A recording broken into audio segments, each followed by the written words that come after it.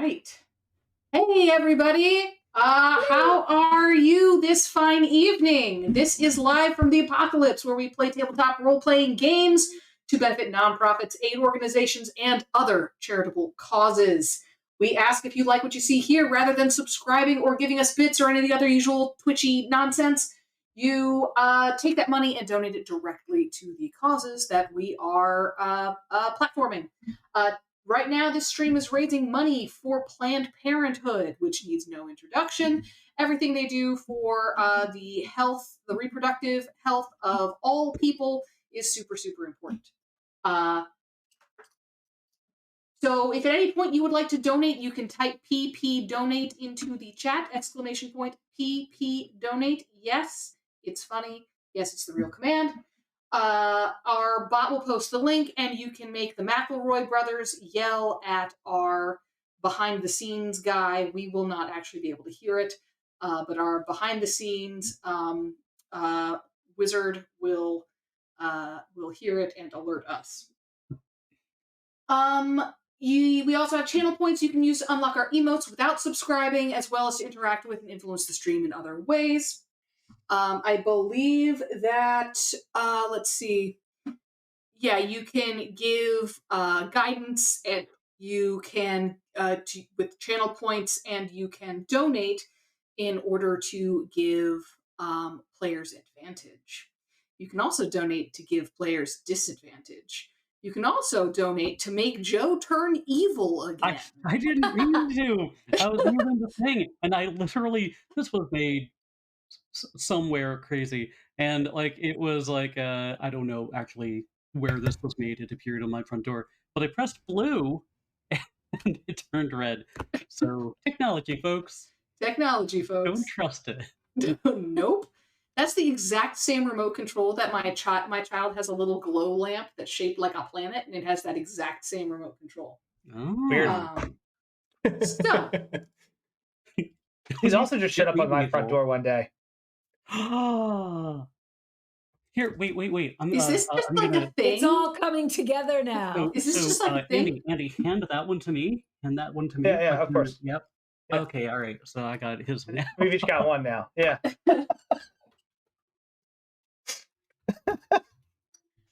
Okay, I think this has gone on long enough. But wait, it's getting longer. It's crazy. They grow. It shrunk back. I don't know what happened. It happens to a lot of guys, dude. I wouldn't worry about it too much. Damn. All right. Without further ado, let's PP donate, everyone. PP donate. PP donate, everybody. It's funny. Where are you gonna go for this kind of comedy? This is our Wizard of Oz stream. Welcome to Fury Brick Road, where we are playing a 5e version of Wizard of Oz. This will be our final session. Last we left off, we left our intrepid heroes next to a opulent carriage rented for them by their friend Sir Alton Edgewater, who is hanging out with this band of characters, misfit toys, and only some of us. Only some of you, yes. Constructs, flying monkeys, and police.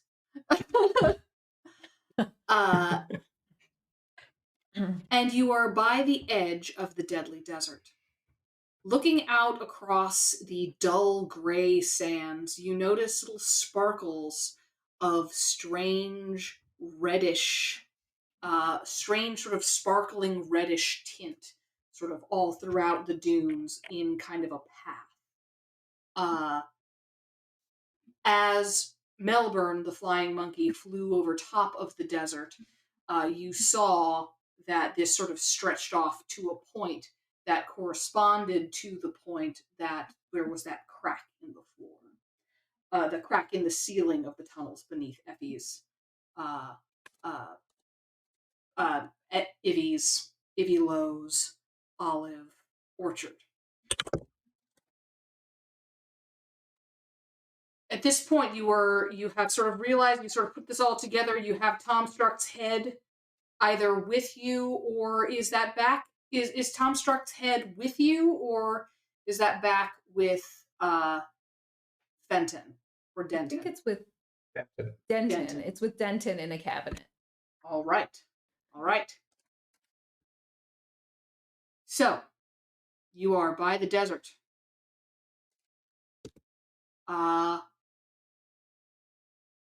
It is, at this point, you guys took a long rest, so I believe it is the morning at this point. Yes, because Is we the had next that morning? run-in with my dad. I mean, the Benton. captain of the guard, my landlord, Mhm. Benton. Captain Dad. And Captain he Dad. he read the riot act to Elise in front of all her friends. So He wasn't mad, Awesome. he was just disappointed. It's the worst. Taking psychic damage. Yeah. So, what's going through everybody's heads right now? You are here on the edge. You've got all this information about Ivy, this weird magic that's going on that everyone's fussing with, this character in town who some people seem to like okay and some people really don't like. What's the next move? Is Melbourne still flying, or has he returned? I think No, Melbourne I has came left. back and and I told you about the reddish stuff that I saw out there above the path in the circle. None of you know the words extremophile bacteria, because this is a Grimsicle universe, and that is not a concept that exists, but that's what this is. Interesting. The closest thing you've got is lichen. Likened to what? Lichen to lichen.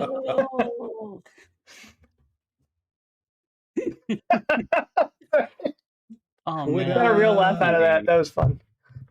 would Melbourne have any idea of like why it might be weird that it's out there and somehow surviving the deadly desert, right?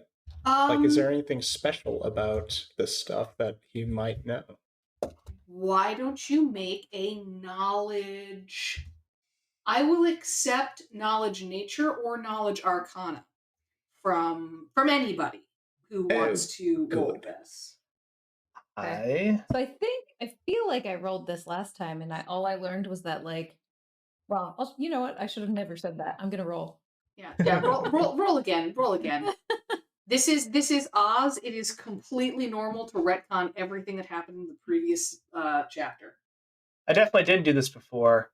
I will definitely use my opera glasses that I pulled out for the first time to help somebody see better and identify what is out there as I use the help It was action. me. Yeah, it was epic. So Mhm. here, this will help. Did you say nature? So this is not to figure out what this is, but because you did figure out, Melbourne did figure out what this was. This is to figure out why is it able to be in the desert, correct? Yeah, like nothing survives the deadly desert. It's So I in have the name. 19. Elise that was does terrible. quickly whisper to Effie just a quick snippet of the story of the lonely sorcerer who lived alone in the middle of nowhere and had no one to be friends with, and he started to grow so large he had to walk all the way home, and he saw his friends and he shrank again. And she's like, so extreme things can do extreme things to being in extreme places can do extreme things to people. So you have a +1 from guidance. 20. Oh, good. Heck yeah. Because, as usual, for some reason, Melbourne's knowledge of nature is falling short. Roll 20 hates you. Are you doing Arcana or Nature? I was doing nature. You're doing Nature? So I only have a +2 because for some reason nature is intelligence based. Yes, which is the only reason why my nature is solid. I would argue that Survival. Melbourne is a survivalist, and he could use kind of like a survival kind of check to be like looking for things like, yes, this It- is the we are tracking talking thing. about we are talking about how a thing survives in an extreme environment. So yeah, what would And- that rule be with survival? And maybe I would recognize how to, I know about trying to eat things in the desert right now. Yeah. So that brought me up to a total of 12, which is still much lower than Effie's. So Yeah. you know exactly as Mind Criminal in the chat states that this ain't your daddy's microscopic organism. This is something. This is something else. This is something weird. Tracy, are you rolling Arcana or Nature? Nature. You're rolling Nature. Okay.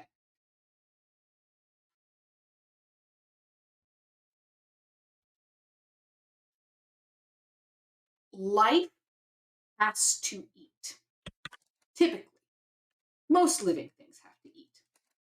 A lot of things that don't seem like they eat, like yourself, instead sort of feed off of the ambient magical energy around them. You suspect that this life, this organism that's out there, organisms that are out there are similar to yourself, kind of absorbing energy from sort of an ambient magical field. But they shouldn't be able to do that. The fact that it's only happening in this one spot might mean something is happening to weaken the desert's deadliness, essentially. So the magic is all still there and free to be feasted upon by various life forms. But the anti-life field that is here is perhaps not as strong in these spots. It's being weakened, which is allowing these organisms to get a hold and grow there. And you do see, if the wind blows some of that dust away off of the path, it immediately turns gray, turns the same gray sand, just like that living branch that you tossed into the desert. Last session there's a lot of tossing of things. That's how you do science. Yeah, throw a stick at it. Interesting. Now that's what Effie was able to pick up. Yeah. Right? Yeah. Yes, that's what Effie was able to pick up. With a 12 in survival, you're able to pick up on some of that, but it's less of a sort of a detailed, like, okay, this is like a living thing, and it's doing this, and this must be happening. What you're getting here is, if this is alive, if this is a living thing in the desert, that means something has gone wrong with whatever it is that makes the desert deadly. It's obviously not super wrong, because again, that stick couldn't survive. Yeah, I could see Melbourne noticing the what is it called? Like some of it, like whenever the wind would blow and knock it over into the normal desert, it would die, right? I could see him like noticing some detail like that, but maybe not putting together why stuff would be growing in the first place, and what would be different. So like the whole lack of magic thing. Mm-hmm. Yeah. Cool. So it definitely seems to me that these clumps need something to feed it in order to grow, and they definitely seem like they've been growing. And I'm not sure what that is, but it seems like maybe it's soaking up magic in some areas, which kind of makes sense because it's something alive and it's in a deadly desert. Well, that certainly doesn't seem right. I was under the impression that things, couldn't live in the deadly desert. That was part of its whole, well, I don't want to say charm, but reputation. I also feel like maybe the fact that Yivi has so much of the deadly desert glass, maybe she has a lot more insight into the deadly desert than we originally thought. Hmm. Do you think she's actually able to pull the deadly magic out of the deadly desert? Well, there was something Oh. happening down in that mine shaft. Yeah, I mean I mean the way the circle looked like it was working, it looked like it was pulling energy and sending it somewhere, right? Is it possible that that energy was the deadly desert's deadliness? Well, That could be why that stick had such a response. it's true, and probably why all of the sand was just slowly kind of falling out of, well, I suppose that area, as you can like points a pale hand through her veil. Um, this is a lot bigger than. I mean, we knew it was bad, but this is a lot bigger than we thought.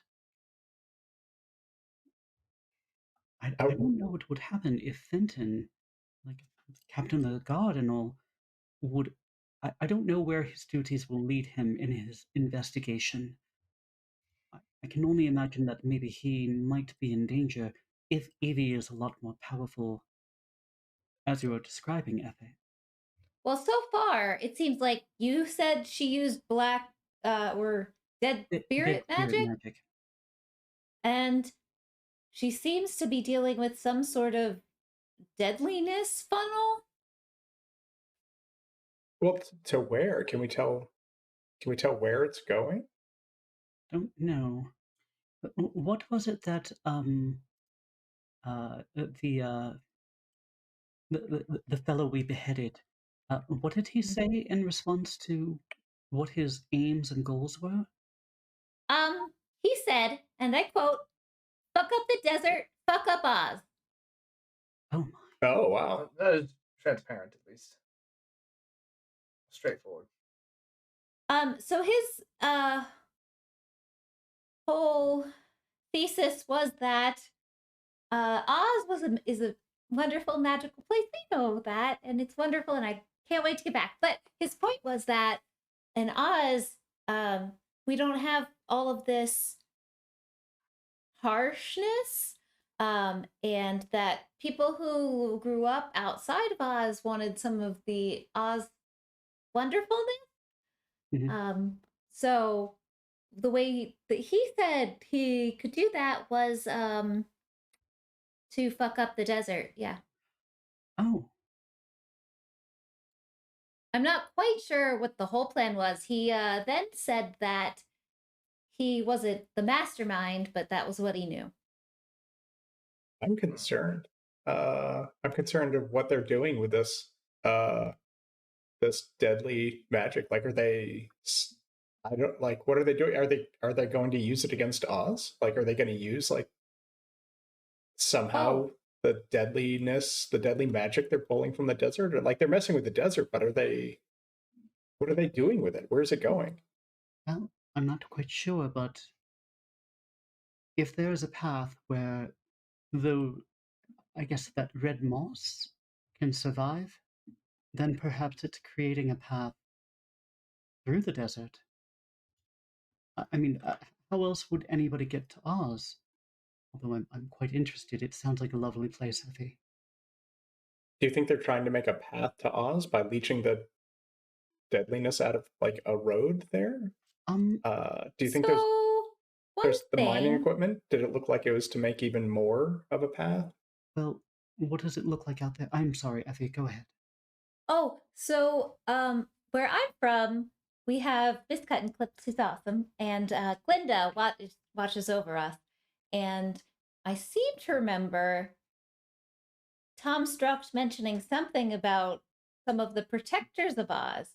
So maybe they are trying to siphon the deadliness of the desert and attack some of our protectors. I don't know.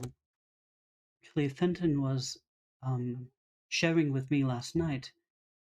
I asked him what the desert was about, and he said that the creator of Oz came down and she wanted to protect her land so badly that one of the stories goes, the desert itself is her. Her body kind of fell into it, and she herself is quite literally protecting it. I don't know if that tracks with any of the stories. These are all new ones to me. Hmm. Is that something Glinda would, or Miss Cuttenclip would tell you, or perhaps the other tribal members? I'm quite sure. I don't know. Do you live in a clan, Melbourne? I mean, I don't live there anymore, but yeah, my clan is in Oz. Hey, Melbourne, Yes, you want to give me a Constitution check? sure. I have a Cool. note, by the way, that apparently I have a resistance the next time. Oh yes, you do. Somebody donated. Yes. Constitution. I have an Is ability that I what want it to is? use when he's Constitution? done. Okay. I believe so. Yes. Okay. Okay.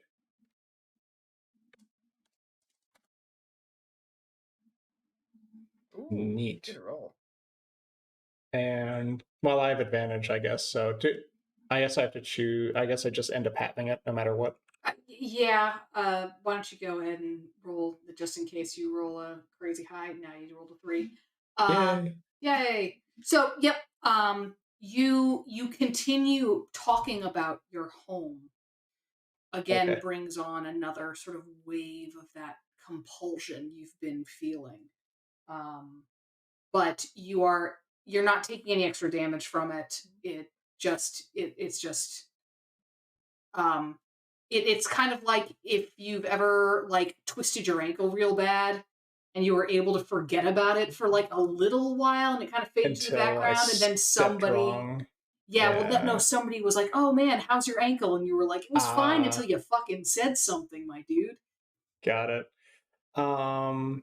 So some backstory for the viewers, just a little bit here, is that the golden cap is something that is used to influence the winged monkeys, the winged monkey clan, and it has been used for generations to compel them to do things they might not want to otherwise. So Melbourne is currently resisting a compulsion to return to Oz, and has successfully done so while talking about his home.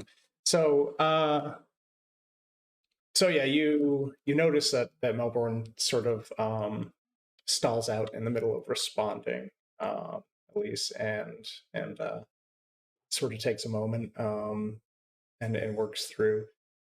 So yeah, my clan is still in Oz, but I'm not with them. Do they? Are you all right? She sees you stall, and she like Sweating. kind of like puts actually her hand. She's very very pale, being an albino, but like the tips of her hands, like almost down to her like wrist, are kind of like blackened, as if she touched something that was very very hot. So she puts like a blackened hand to the back of your the back of her hand to your forehead, almost motherly like.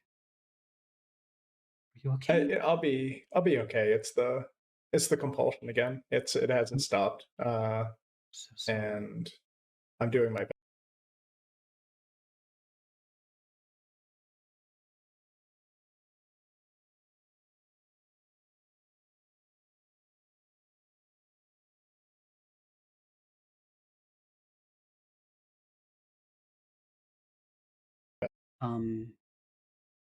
The goddess of Oz creating that, or falling into the desert and becoming it?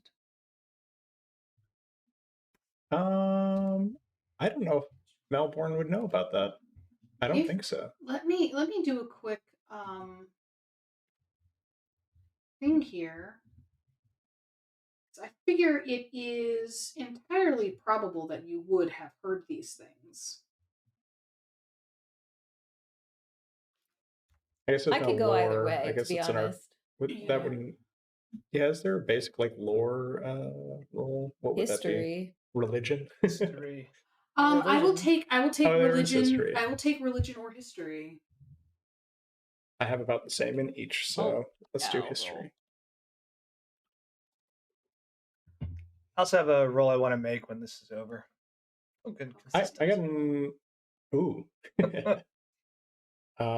Effie got a 4. I got an 18. Okay. So, Tracy, what were you rolling? Were you rolling history or History. okay.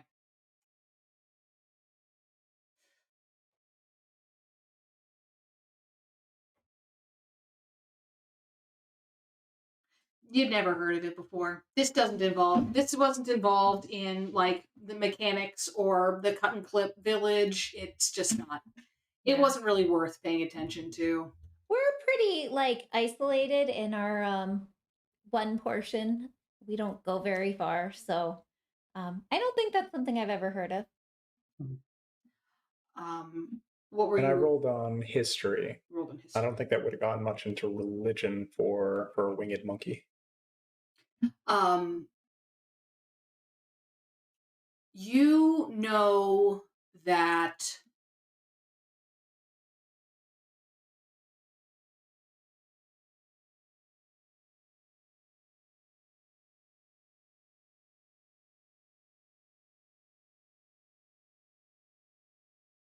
was found by the fairy queen Lurleen, who did sort of found Oz.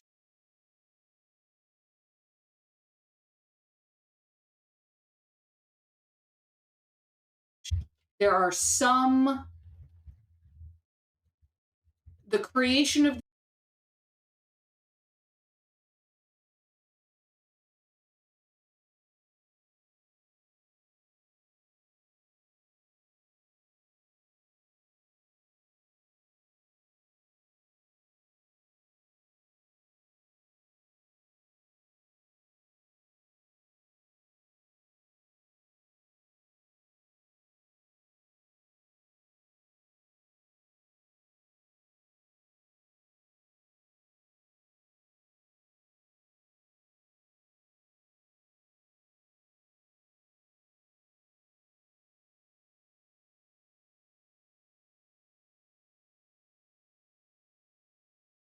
Or is that the part that's also debated?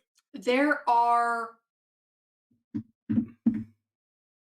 that is debated, but the flying monkeys have oral histories going back really, really far. And your people have histories, have stories from that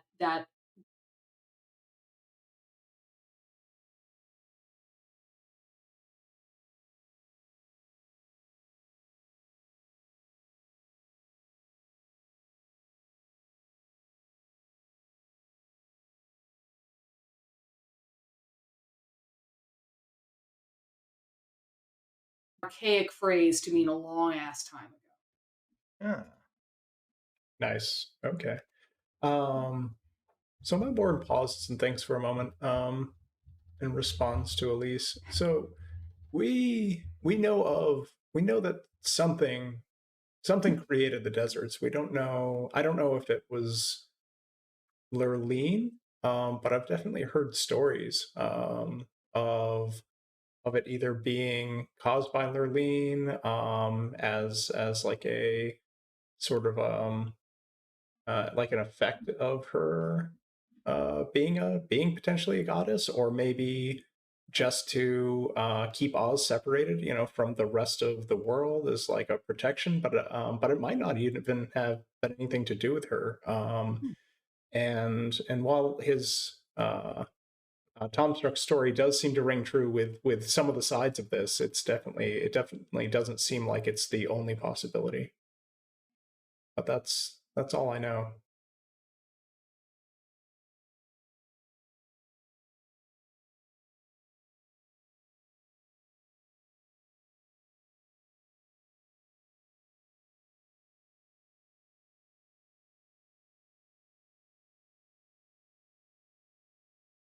Was sending that energy. Maybe we need to go and actually ask Evie about it. UV. I don't know about that. I've never met her, but she sounds very dangerous if she can do this. And remember the ghast that the guilt ghast she created or summoned. My instinct is to say, yes, let's go talk to her. This is clearly a misunderstanding. However, Tom Struck said he was going to kill us. So, I'm not sure if that's the best plan. Mr. Edgewater, you seem so deep in thought. I like to roll. Let's use a skill. Let's use some That's- skills. I have to use some skills. I got some skills. I'm listening. Sir Alton's listening to all this, right? He's just like staring out of the desert, thinking back over the last couple of days, right? Again, all this magical stuff is he's got an idea because he's been around Oz long enough, but or Ev long enough, right? But he must be going over his head. But he's trying to map to benefit and to motive, right?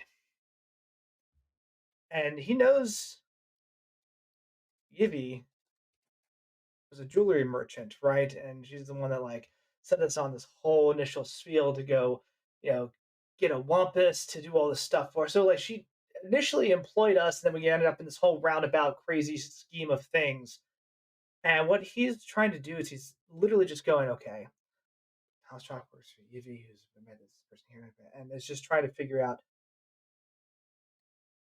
what thing they could leverage or try to identify before they go and talk to her that would give them something to barter negotiate with rather than just kicking the door and be like, you! Right. And that's what he's kind of pondering. So what I want to use is my eye for detail skill, which allows me to make an intelligence investigation check to uncover and decipher clues as I'm just kind of thinking about this and looking at all the details here. Okay. So Can you send me the text of that skill sure. through our handy dandy super secret Discord chat? I can do that.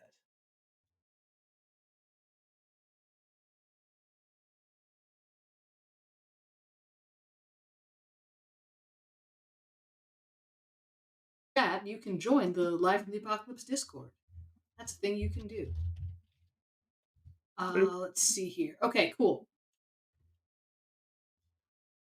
All right. All right, so intelligence investigation. Go for it. Yep. Given that I've been listening to everyone else's stuff for a minute, is there a way to justify advantage as I'm like listening to all these other pieces come in? Elise can say, like, kind of whisper to everybody else as if, like, Alton is unfazed. He looks about as deep in thought as Mother Umbra often got when she had a conniving scheme up her sleeve. You see, the one time, and she kind of like launches into it. I'm gonna give you a +4. Yeah, to the I'll guidance take of the it. spirits. Nice. Okay.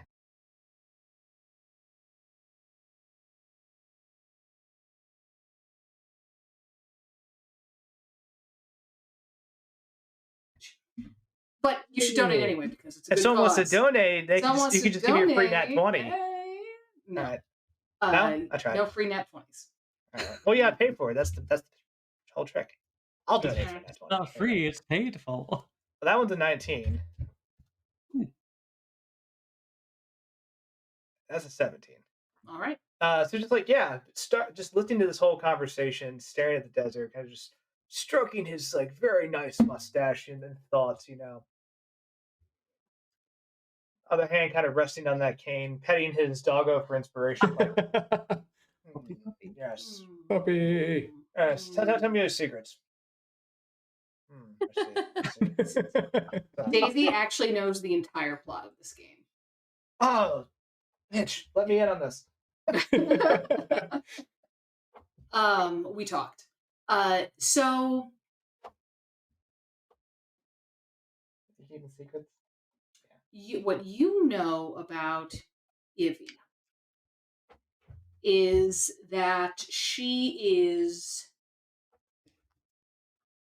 a she's a businesswoman first, Mm-hmm. and she's not always. When I say she's a businesswoman first, I don't necessarily mean she's great at it. She has a tendency to be very mm,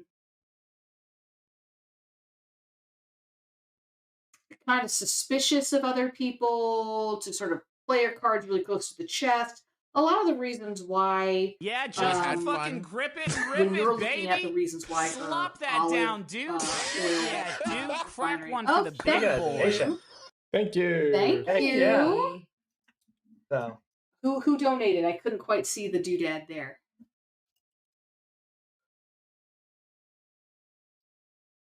Oh, thank you, Oh. Mind Criminal. We appreciate that.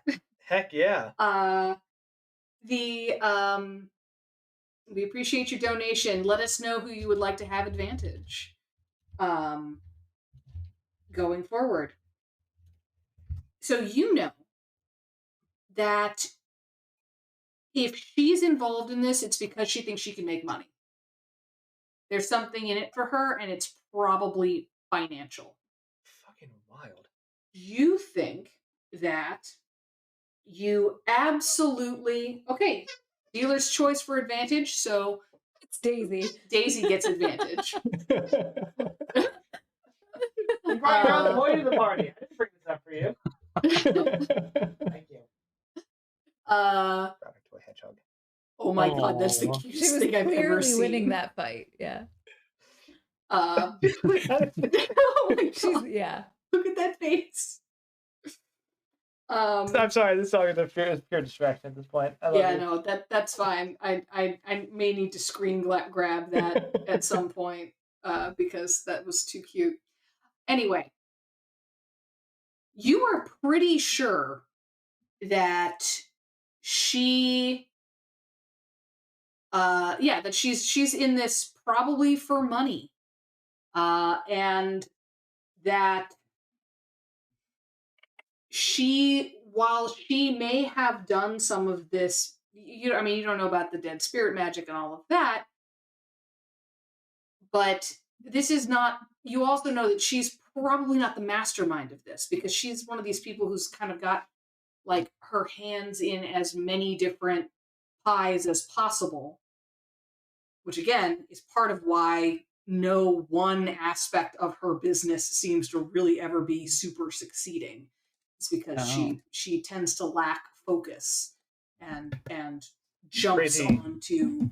jumps onto things. Other than her glass blowing, she's very good at that. It'd be crazy to run from like scheme to scheme and just not solely focus on one thing.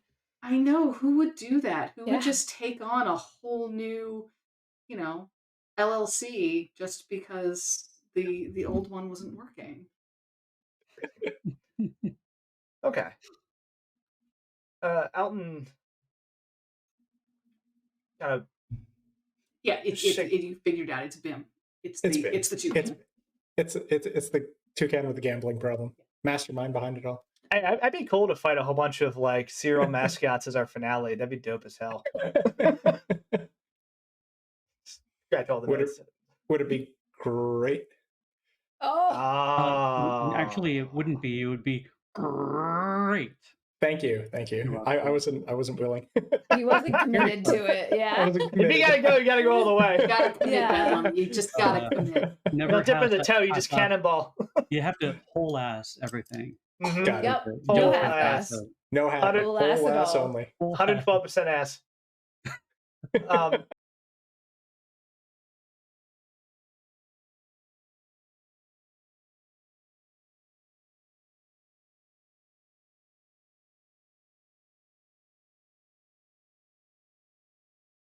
I don't think Evie understands what she's actually gotten herself into. I think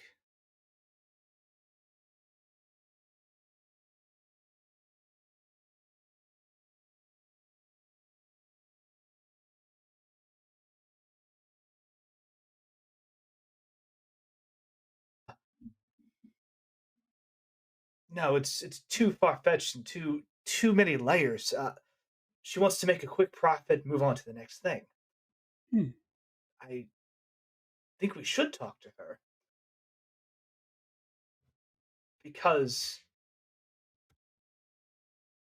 that's going to be our link to whomever's actually running this scheme. If Should she we feels her bring profits are threatened, Tomstruct? I think that might help. If she feels her profits are threatened, it's entirely possible she will simply cut her losses to save whatever she can. I think that's the angle. But by If we have a doing better that, deal for her, she may turn and just give us what we want. but by doing Hmm. that, wouldn't we be interfering with Captain Fenton's investigation? He told us very specifically not to get involved, and it's very dangerous. Oh, he did. That's very true. At that point in time, when he didn't realize this extra information, Oh, well, then I should probably go back and tell him. we could do one better. We could simply speed the investigation along for him. Think of it as a collaborative effort. I don't know. Only if you keep notes, or I'll keep notes. Of course, of course. Everything above board. So, do we know where we can find Yivy? Yeah, you know where she lives. Alden knows where she lives. Like a lot of the shopkeepers on the main street, she lives above her shop. I've had Hmm. tea at her house before, discussing business. I don't see why unless she's rented a whole new place, I don't see why we couldn't find her there. If, tell you what, if you feel that we can get a hold of Fenton on the way, let's have him meet us there. Oh, well, that would be simple. Either he's doing patrols, or he would probably be most comfortable in I guess the guards' quarters.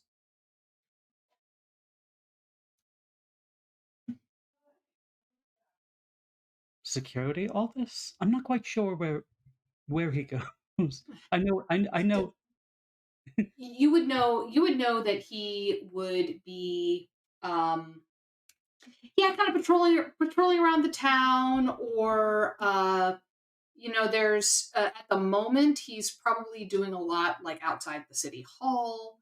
That's probably where he is. Like that's where like the guard's office, Hmm. such as it is. Uh, is. They don't really have in this very small town like an armory as such. Like uh, the town guards are a mostly volunteer force who supply their own weaponry. Mhm. So uh, sorry, I was distracted by a phone alarm, and now my mind has gone. No trouble. I remember you saying that because of where we're situated, there tend to be a little bit more guards. Yeah, But yeah, there's a couple more guards, but it's Mhm. than in the usual All volunteer. town this size. But there's still there isn't really a like a outpost or Barracks. anything like that. There are barracks or anything like that. Mhm. They go to work at like the town halls where they like sign in and so on Mhm. and so forth. Cool. So that's Well, where he would Hmm. probably be. I mean, my tiny village did have a barracks. Granted, it was only one room with a jail, but I think he operates mainly out of the city hall. So I don't. I think that might be on the way. I mean, it's kind of central. Well, let's pick him up and head directly there. I feel that time is essential, Mm. and I feel that if we want to get something out of Evie, having a little bit of leverage i.e., one law enforcement officer, will probably help. Showing up with a small platoon will probably make her run or fight. We don't want that. For Should another one. Should we bring Tom Struck to Fenton? I mean, Tom Struck was saying a lot of really, big stuff, it seems, about causing pain for Oz and whatnot, and definitely seems like this might be something that would be of interest to Fenton. It's And interesting. maybe he could get more out of Tom Struck than maybe we were. That's very true. Even though I included that part in his kind of writing in his journal, so to speak, I don't think he really asked many questions about it, unless he's going there to commandeer him himself. Did you tell him where Tom Struck was? Oh, well, no, I didn't know where that was, so maybe he is yet safe, if that is the right word. I think so. I think Denton has him taken care of. Well, then we must get off. And Elise kind of looks at the little halfling boy who's like driving the carriage and just kind of watching, I guess. Oh no, the little halfling boy is like completely ignoring you. Like unless you are like going up to him and being like, "We want to go," he's not been listening to your conversation at all. Mhm. You were talking about, as my son would say, boring grown-up things. Yes. Well, shall we? Yes. It seems like as good of a plan as any. Yeah, anything we can do to start finding out more, I think, to try and keep something bad from happening. So you guys pile into the carriage and head to the town hall. Mhm. Town hall. With haste. Dear lad. You got it, boss. He takes you to the town hall. And he sort of like as you stop, he sort of leans over to you, Sir Alton, and says, you're paying me by the hour, right? So do you want me to hang out here? Like, what's the plan here? I'm happy to hang out, but meter's running, man. Tell me, what is your going rate per hour?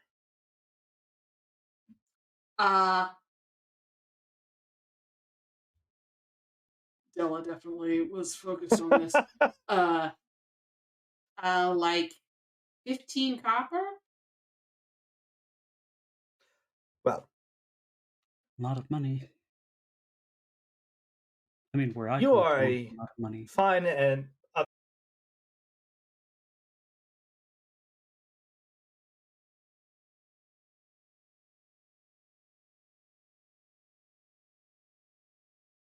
I'm right here for the rest of the week. You need me? I'm right here. Okay, we're good. All our right. business should not take more than the rest of the day, but include that as a tip for, of course, your wonderful and discreet services. You know what? Okay. All right. He continues to sort of stammer, and at a certain point just sort of falls silent, just sort of staring at these gold pieces. Which hands on the reins, please.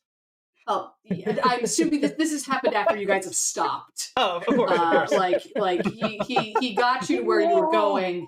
He got you to where you were going. He's not great at like this whole like back you into a corner to get you money, because he took you to where you were going before he said, "You got to pay me."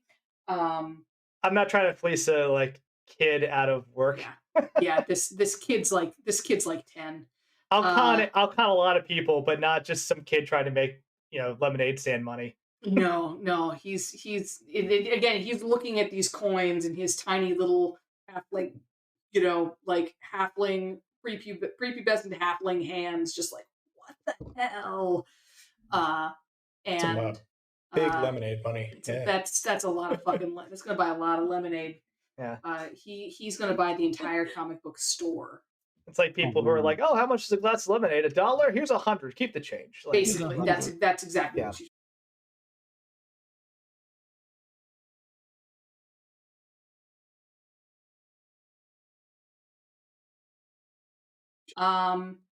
Coming and going, you see as you're walking in, the town hall is a very like a lot of the buildings in the area. It's sort of 2 stories, relatively flat roof. It's sort of long and low, like a lot of the buildings around here.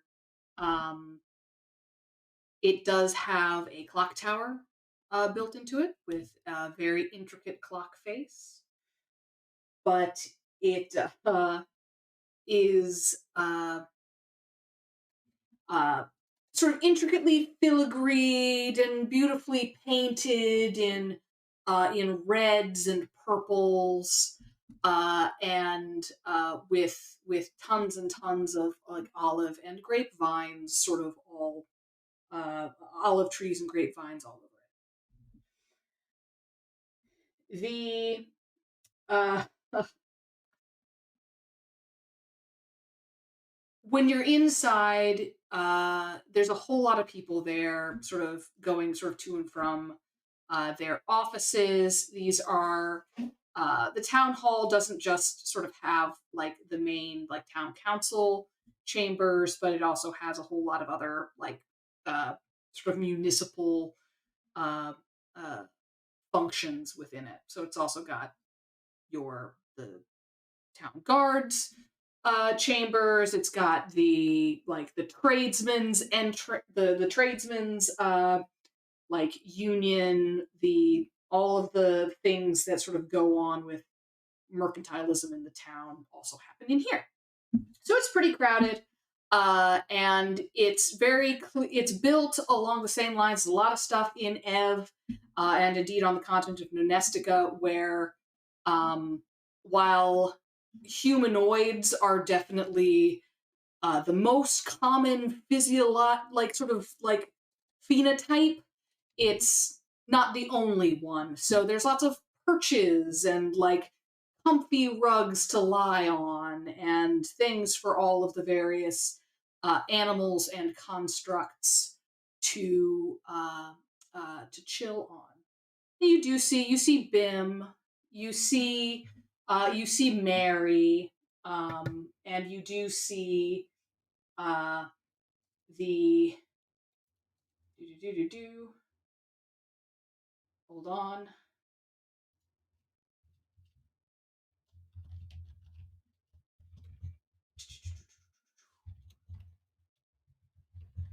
The other guy. Hank. Hank. Yeah, there we go. Mary Contralto, Hank Farthingsworth, and Bim Paringsley. You do sort of see them all sort of going about their business. No one really takes any particular notice of you guys. In the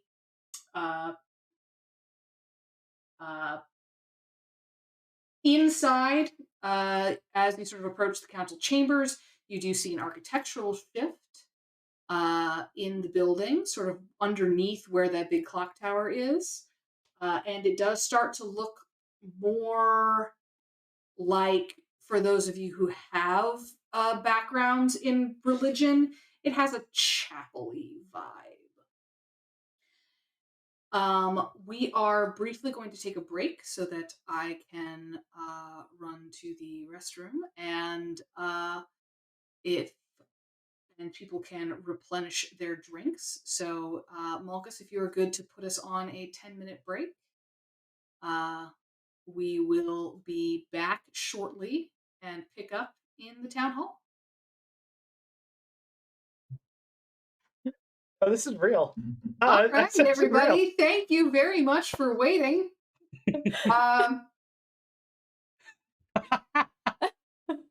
So Hi. the problem of taking breaks is that we learn things. And today, what we learned about was the Flowbee. Oh, Flowbee, what's that? It's a vacuum cleaner attachment that you can use to cut hair. Oh, okay. It's a That's- sucking gut. It's Ah, a that's the one. fucking cut. That's the one. God damn it. And Andy, actually, now, do you mind Andy explaining it? Oh, me? Well, yeah, it's kind of cool. So what you do is you put your left hand in, and then you. I was just trying to catch you off Didn't you take your guard. left hand out? And No, then- it's stuck there. 'Cause Oh. It's just stuck in the suction. yeah, because Yeah. it's a The vacuum cleaner vacuum. attachment with scissors in it. It's a terrible fucking idea. That was the joke. You put your left hand in, Oh, and then yeah. just Yeah. terrible shit happens. And then a robotic voice says "Floby," and there's a sign that says like "Try it, coward." And It's like when you could go to back in the day when you went to Spencer's Gifts, they had all like the dumb like electroshock stuff. It's just like, and there's the flow be like, try it, coward. "Try it, coward." All right, so that's the tagline of my next D&D game. Yeah, I feel with this lead in, we're eventually going to need an Oz encounter with a very large bee called the Flow Bee. Yeah, Oh. yeah. And All right. Because all he says is "Try it, coward," and also "Flober."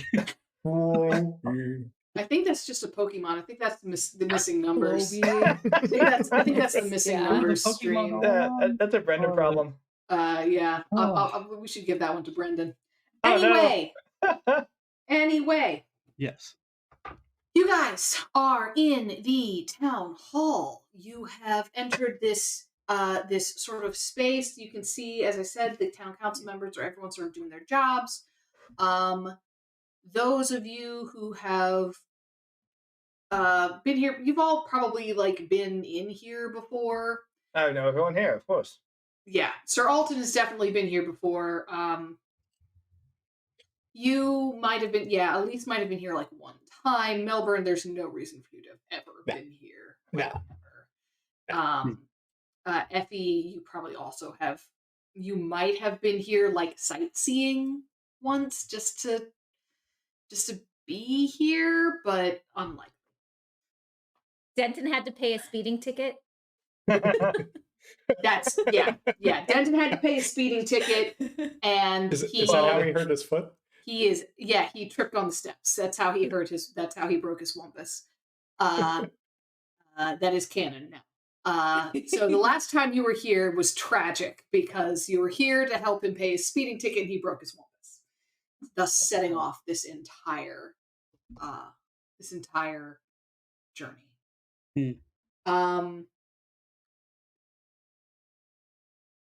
So yeah, everything is actually pretty well like labeled here, because it is a large or sprawling municipal building. They do try to have like little maps and things like that. There's a couple guards here and there, none of whom are armed with anything more than like a stick, like a nightstick.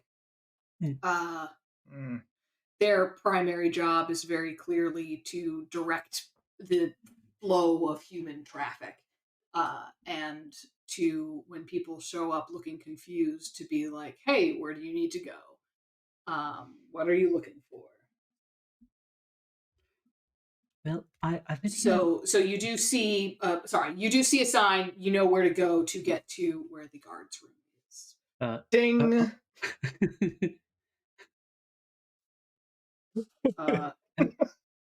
Yes. Says you're up at like a desk. I literally just gotta go up to the guard's desk and like the guard security area, just like ding the bell. Oh, okay, yeah. Somebody. Can I help you? I should certainly hope so. I'm looking for Captain Fenton. Captain Fenton. Oh yeah, Captain Fenton. He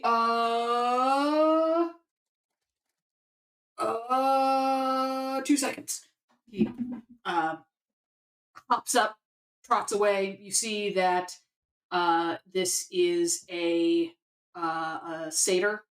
So he was sort of like leaning back on the desk and sort of looked like a guy, and then you see him trot away on his little goatee legs.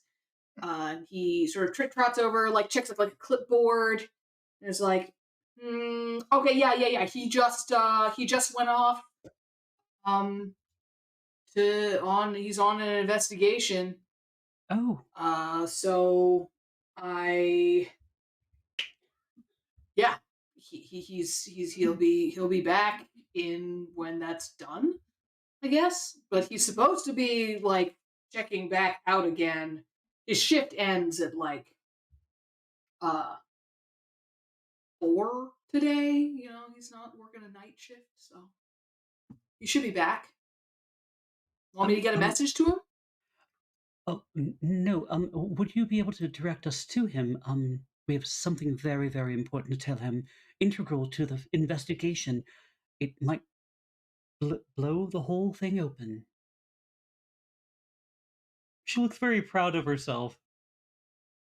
Suck and blow the whole thing up. Nope, never mind. There's No, second no, cut. no, No, no, I'm sorry. no, I'm sorry. no. Terrible. No. Terrible. No. Yep.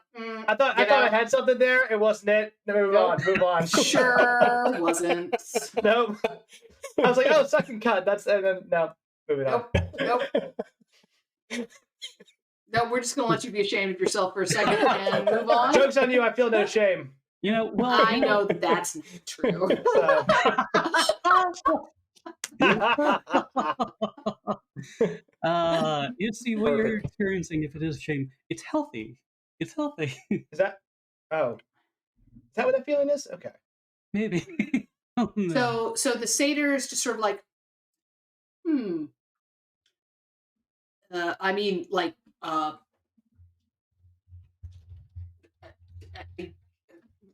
what do you mean blow the whole thing open?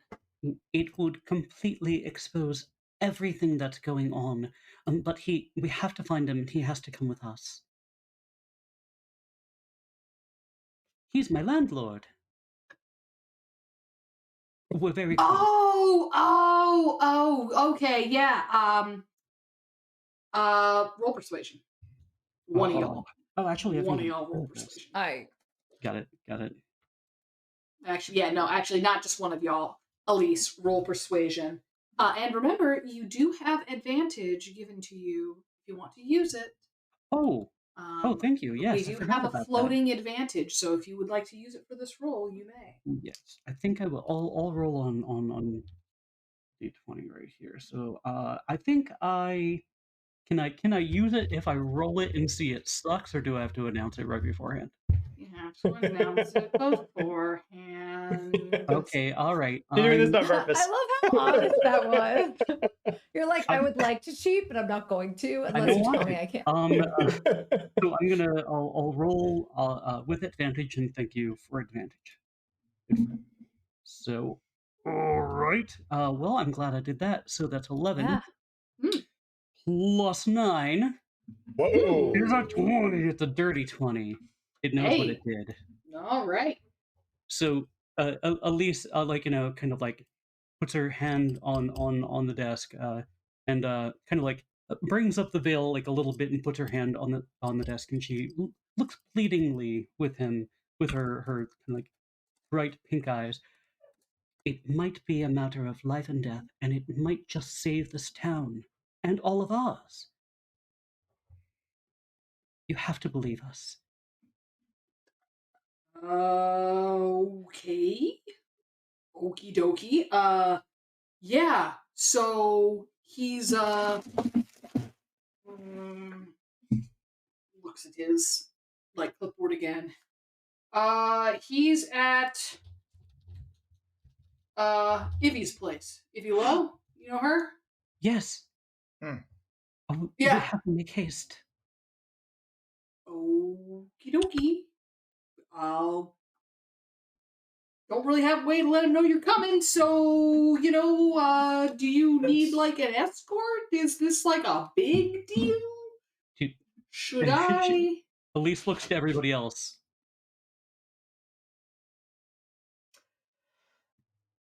Sir Elton? Oh man. I need to pause my brain because I have two very dumb ideas and they go in very different directions. All right. I'm gonna roll a die. Ooh. Oh my. I love You leaving it up to want to fate. do it live?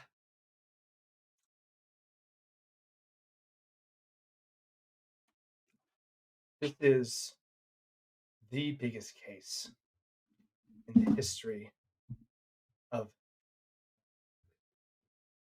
Did you not hear Miss Elise say this is something that is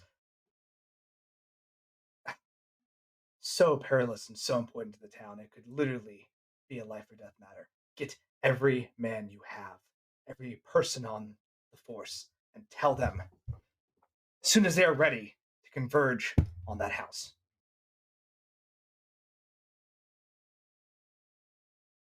Why are you Like- still here? He like looks at the single tab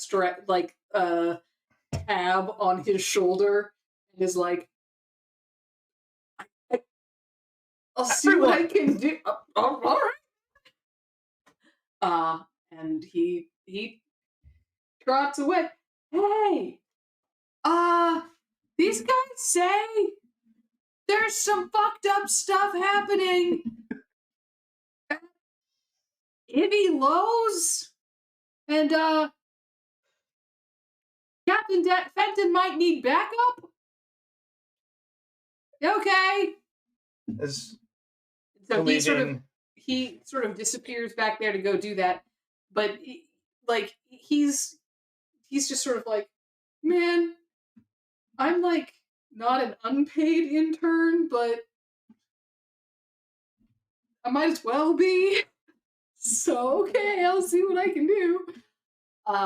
Melbourne sort of gives Sultan like a look, like, are you sure this is a good idea? And Elise kind of like whispers, I thought you said that bringing too many people would tip Evie off. You're right. It was something that we talked about previously. However, our presence here in the town hall in this conversation means that that young sergeant and everyone here is now privy to the information. At this point, it's out. It might as well be out. You heard him, Sergeant. It's very important. Sergeant? I thought the sergeant had already. I thought he went in the other room looking for people. He's like, Oh, Yeah. he went off. I'm sorry. oh yeah, no, he already went off, but he sort of sticks his head out and is like, I am not a sergeant, man. I'm so sorry, officer. I'm like 6 ranks below that. Please don't say that in the hearing of an actual sergeant. He's like, please do not do that to me. And like fades back into his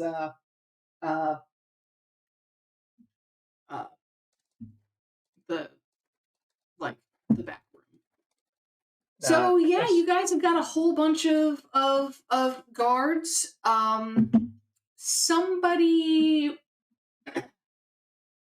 Sir Alton, roll me a d6. A D6. Mhm. Plus what? Nothing. I This is hate how that. many guards you're gonna get. 2! All right. So you've Yeah. got Petro, who's the satyr, and you've got Bertha, who is a human woman who is also a guard. Okay. So Petro and Bertha, Bertha, who slightly outranks Petro, who's like, all right, we're going. Cool. Yes. Our ride's outside. They go and they look at the carriage, the halfling boy who is now wearing, who's clearly like run out to like since you're sort of in town, has like run out to a bunch of shops and is now like wearing a very fancy hat. And yes, Bertha definitely spells her name all caps all the time. If it's not all caps, you're spelling it wrong. You Very intense Louise vibes from Encanto. Oh, I was getting Grenda from Gravity Falls. Oh, Oh, Grenda, yeah. yeah. both good. Yeah. uh, Both strong AF. So you guys get in the thing. Petro and Bertha jump in with you. You guys get to I want you guys to know what this looks like. You go 2 blocks. So you guys all pile into this carriage and go careening through the streets in this super high speed chase, because this kid is absolutely trying to get there as fast as he can. It's still just 2 blocks, so it's like you accelerate and immediately decelerate. Melbourne rides on top. Yes. Yes.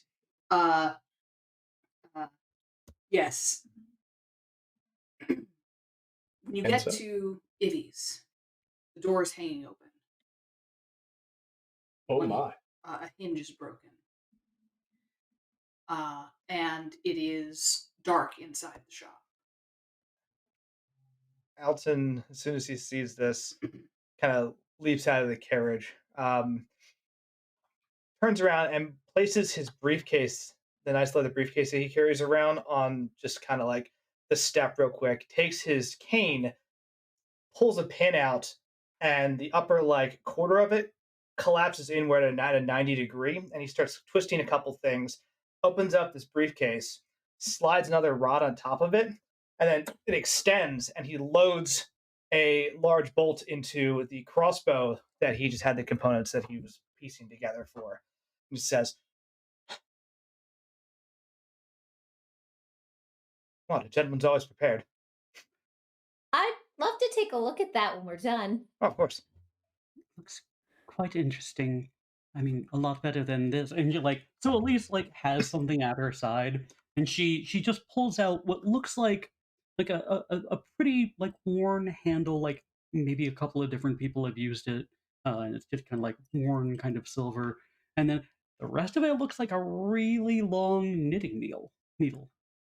Kind of looks like maybe it's supposed to be a rapier, and she like has it at the ready. Melbourne pulls out his elaborately wooden axe, his living wood axe. Mm-hmm. Prepares. Have the sharpest toothpick.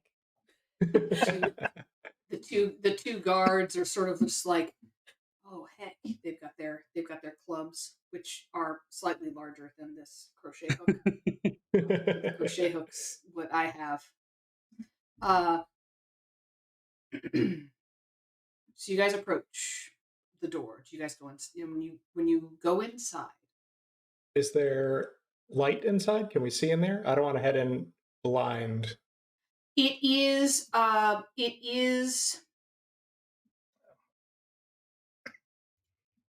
There is light from the windows, but there is no additional light inside.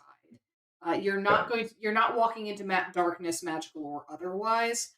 But the positioning of the shop and the sun means that it is. There are no there's no extra light inside. That's fine, just so long as we're not like running into the dark. Yeah, no, I was going to do something about it, but that's fine. Cool. So you guys go inside, and you see,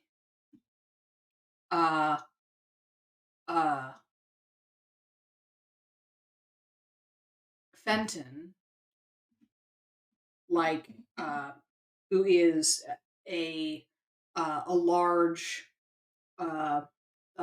half-orc man who is more human looking than orc looking, but so no tusks, but still that really just big body type, and there's some facial features, but he's like clearly like he's like on the floor, looking a little stunned, like his bell's just been rung, and he kind of looks at you blearily and is like, She she went upstairs. And immediately Bertha like sort of like stops and is like doing like first aid stuff, like making sure that he's okay. Are you guys going upstairs? Yes. Yes. Elisa's gonna quickly bring something to mind here. Wait a second. I need to find it. Do. Della, can you give me a 1d6? Sure.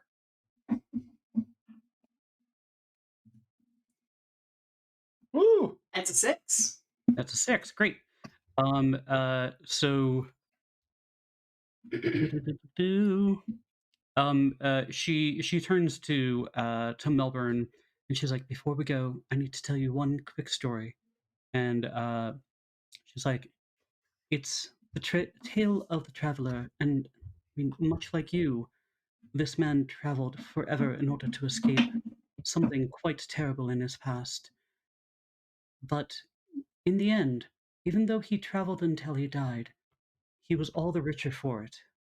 And I'm gonna give you, I'll put it in the chat, but you get temporary hit points equal to Bardic Inspiration roll. So I'm gonna roll that. That's 3 plus my Bard level, which is, we're what, 4 now? So 7 HP, temporary hit points. Nice. Neat. And Okay. while you have the temporary hit points, your speed is increased by 10 feet, and you have a +1 to AC. Oh heck! Fast monkey. And she's just like, I feel like it might resonate with you, but it's a tale I usually keep to myself. It does. I am inspired by this tale and how it is similar to my position. And she's like, but remember, you don't ever have to go back if you don't need to. All right. Yes. 7 HP, plus 10 to movement, and then +1 AC. And I'll just put that in the Discord. Cool. So you guys go up the steps. Who's in front? It's Sir Alton. Sir Alton's in front. It's us. Yeah, Sir Alton will. It is not me. No, actually, Melbourne is a little fat. Okay, so I mean, I'm pretty inspired what's right now. your I might be marching right up order? front. Because I think thematically, Alton goes to take the lead, and I think Melbourne, if you want it, is able to easily just like roll past him with extra speed. You know, it's not that I think it's the smartest idea to put the small monkey up front, but I think he would. I think he's very inspired right now, and is just like flies right past you, eager to see what's going on upstairs. the let me do a quick roll here since we're doing theater of the mind. Highs, lows, Bedlam. Low. So the stairwell is wide enough for your wings to spread, so you can fly. You don't have to walk. But once you get upstairs, it becomes clear to you that this is a combination storage room and living space up here. So the downstairs is the main shop front, and probably there's some storage and other stuff in the back. Up here, it's relatively tight quarters. So while you will be able to do some maneuver, you'll be able to maneuver, but it's kind of tight up here. There's just a whole lot of stuff. Not a lot of tall ceilings, exactly, right? Yeah, it's not the highest of ceilings here. Yeah. Okay. But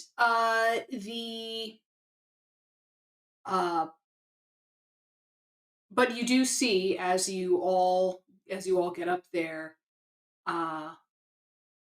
in a down like a very short hallway, there's a large room that is clearly her office. where you see Ivy like frantically writing something on a piece of paper, and she are you guys attempting to conceal your movements, or are you just running on up here? I think this is a heroic charge. Heroic charge. Yeah, running right on in. She looks up like startled as she sees you. What did you do to Fenton? Oh dear. I Blast him. fly over, rush over to the see what she's writing on a piece of paper. Okay.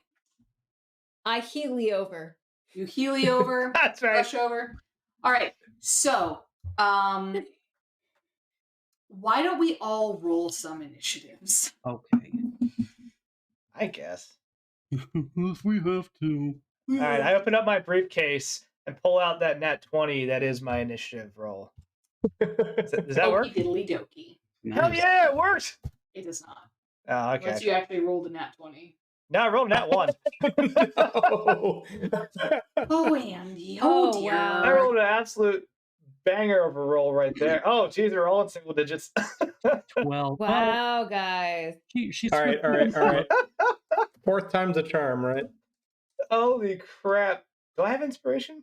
Yeah, I got a 19 overall. I don't think I do. 2. Well, I mean, it's better the than two was for guards. no, the guard. Oh no. Oh. That was for Petra. I got 12. Oh, Petra. So looks like Bedlam got so Melbourne. Yeah, Melbourne got a 19 total. Okay. Wow. 18 plus 1. 18 plus 1. What did you roll, Tracy? 6. Okay, 6. And what did we get for Elise? 12 total. I got a 5 after all the modifiers. Normally he'd be so fast. Right? You're so fast. I try to run must- up with you and I just trip on the stairs. I must have like tripped you with my tail or something on the way Yeah. by. Slow oh, man. stumble. You said you got a 7, FP? 6. That's it. Cock my crossbow again, realize I've cocked it so many times that all the crossbow shells would come out. I start reloading. Crossbow It's not like- shells. It's not like it's Crossbow really- shells? Wow. Crossbow shells. You're so lucky I'm not an artificer. Crossbow That's shells. some bad science. Wow. It's- I played artificer for like a year and it was dumb, let me tell you. Dumb in a good way? Oh yeah. It was great. It's one of my favorite classes, hands down. I'm just like, here's all the dumb shit I'm gonna come up with, and like, yeah, it was I love it. chef's kiss. Okay, so Melbourne, your first round, your action, you ran up to the desk and you're trying to snatch away this piece of paper. Or I was really what? trying to see. I'm not trying to snatch it from her. I wanted to see what she was writing so frantically. I wasn't going to just grab something from her hands that might be. I don't know if she's writing a spell or what. So like, I just want to see what it is before it goes somewhere. It is in code. Oh. No.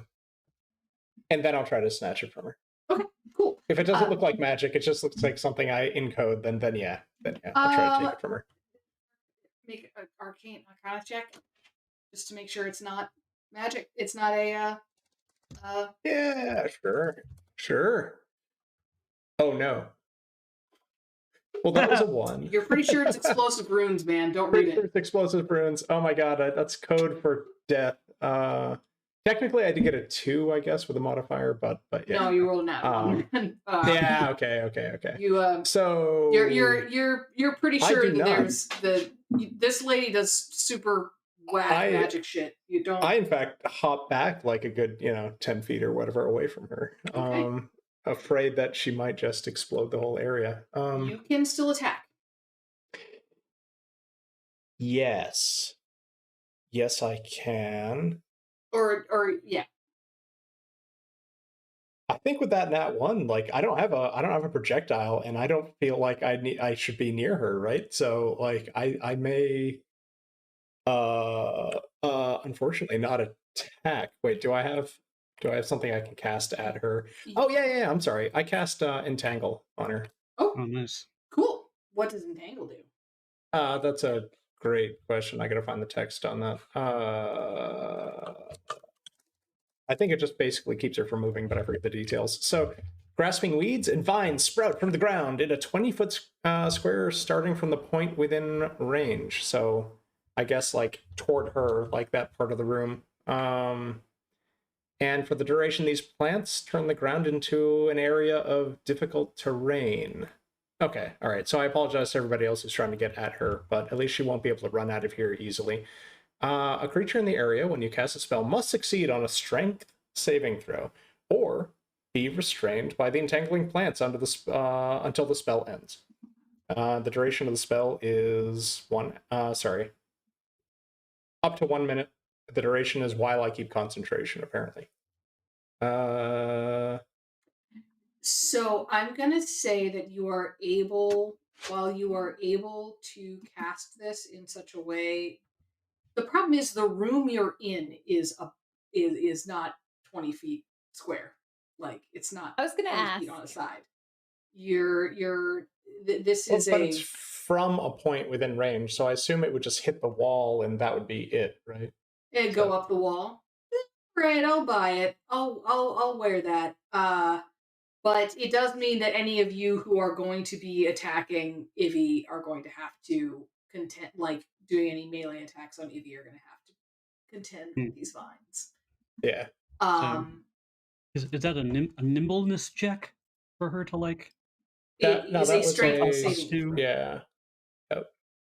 It says a creature restrained by the plants can use its action to make a strength check against your spell save DC. A creature in the area. So it looks like it's a saving throw to see whether or not they're restrained, and then I think each time after that, while I maintain concentration, they have a chance to make a saving throw to get out of it. And it's against your spell DC. What's the? It doesn't actually say on the first one. I guess it is. It should be your. It's a strength check against your spell DC. So what is? Yeah. Okay. What is my spell save DC? Let's take. Is a it look. more than 5? I bet it is. It's more than 5. Wait, where is my? How do I either look up or calculate my spell? It's DC? usually like it's 10 plus level plus spell level. 8 plus proficiency plus casting, primary casting stat modifier. So 8 plus your proficiency bonus plus your wisdom bonus. I don't think I ever increased that when we leveled. Oh, okay. Then 14 is what we're looking at here. Yeah, no, she is so startled that you came up, that all of you like rushed up the steps. She's just she is completely bound in vines. Okay. Well. Okie dokie. Does that have? Yeah, it sure does.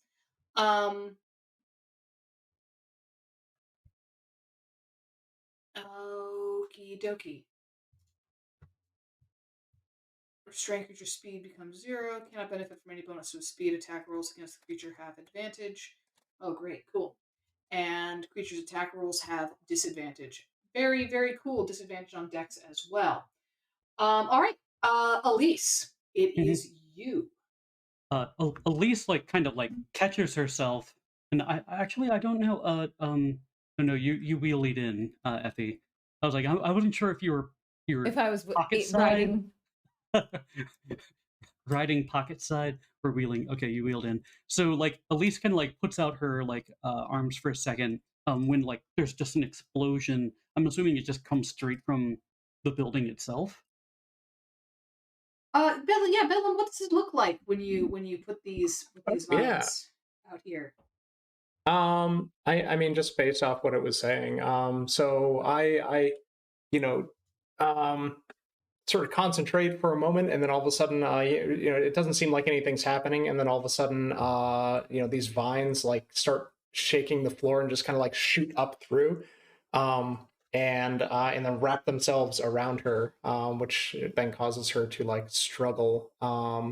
They are not like sharp, thorny vines, but they are definitely the kind that would like kind of catch and hold, and they're very difficult to get out of. Maybe some sort of a, I don't actually know kudzu that well, but I'm thinking kind of kudzu like. Mm-hmm. Great. Elisa's just kind of like startled and like puts her arms out like in the threshold, and then like kind of recognizes it, and she's like, "I've seen this spell. Mother Tangle often cast it." And then her eyes kind of like beneath the veil seem to like go dark from pink to dark, and she like points a crooked finger at Evie, and she says, "I curse you, Evie. May your strength fail you when you truly need it the most." And I'm casting Hex in order to affect her strength. Fortunately, I think it's only strength checks, Hmm. but that's what it's gonna be. Makes it harder for her to get out. Yeah. So as long as it's not I think a save. So I'm gonna Yeah. Tell check me that. about this spell. It is place a curse on you until the spell ends. Oh no, actually, I'm sorry. That's a different thing. Oh, actually, no. Yeah, that's actually Let's save it for it Hex. is what I want. Okay, yes. Deal 1d6 extra necrotic to the target whenever I hit it with an attack.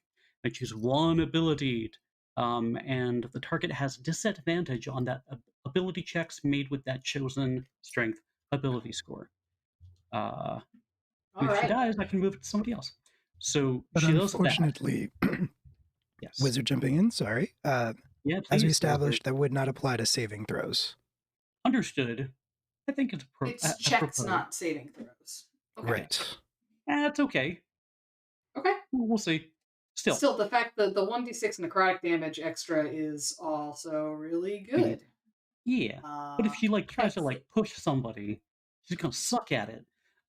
So and then after Elise does that, like the room kind of darkens a little bit and then brightens. And she also she follows that up with, she's like, "Evie, you're so dumb. We figured out your plot from the moment we went to the desert, and it was all Sir Alton. You really need to work a little bit harder, don't you think?" And then that's Vicious Mockery. I'm gonna do a little bit of psychic damage. That's 3. Can you cast 2 spells in a? Can. Correct. You can. Okay. Provided Yeah, one is that's a a bonus cantrip, and the other action. one, yep. So I like Vicious Mockery. She takes 3 psychic damage because of that sick burn. And she Mhm. already has disadvantage, but disadvantage on the next attack roll she makes before the end of my turn. Advantage. And do you do necrotic? You hit her with an attack. Does that count? Oh, actually, I did. Yeah, I That's think it good. did. That's a good point. Another Mhm. 6 necrotic add on to that. Case. So she like points her finger, she curses her, and then she just like derides her, and she's like, "How dare you? You really need to think these through. Jesus. Like next time, but there won't be one, will there?" And she just seems to take psychic damage, kind of like a '90s X-Men telepath, and then like there's just this black aura that kind of sinks into her for a second. All right. 9 damage total, and then I'm done. Damn. But she people can move through doorways through friendly characters, but she like tries to make a little bit of room for other people to go through, and I'm done. Okay. Okay. Wow. So you burst into the room. Vines burst.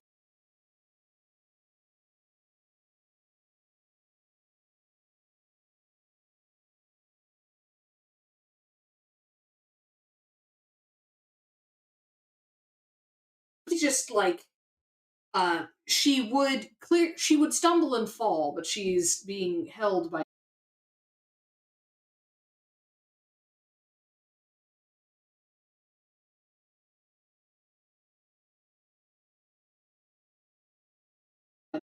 and just shakes her head and says, "Let the devils take you." And like waves a hand, and let me see here.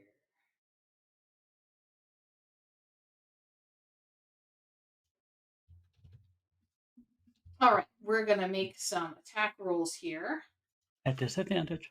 at disadvantage.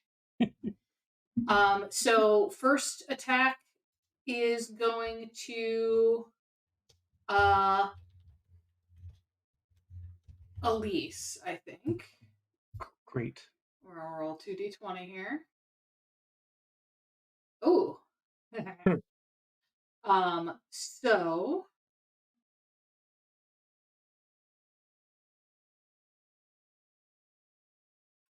and that's with all right. So that's does a 16 hit?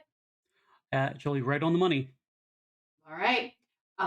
So that hits, and it's gonna do ya.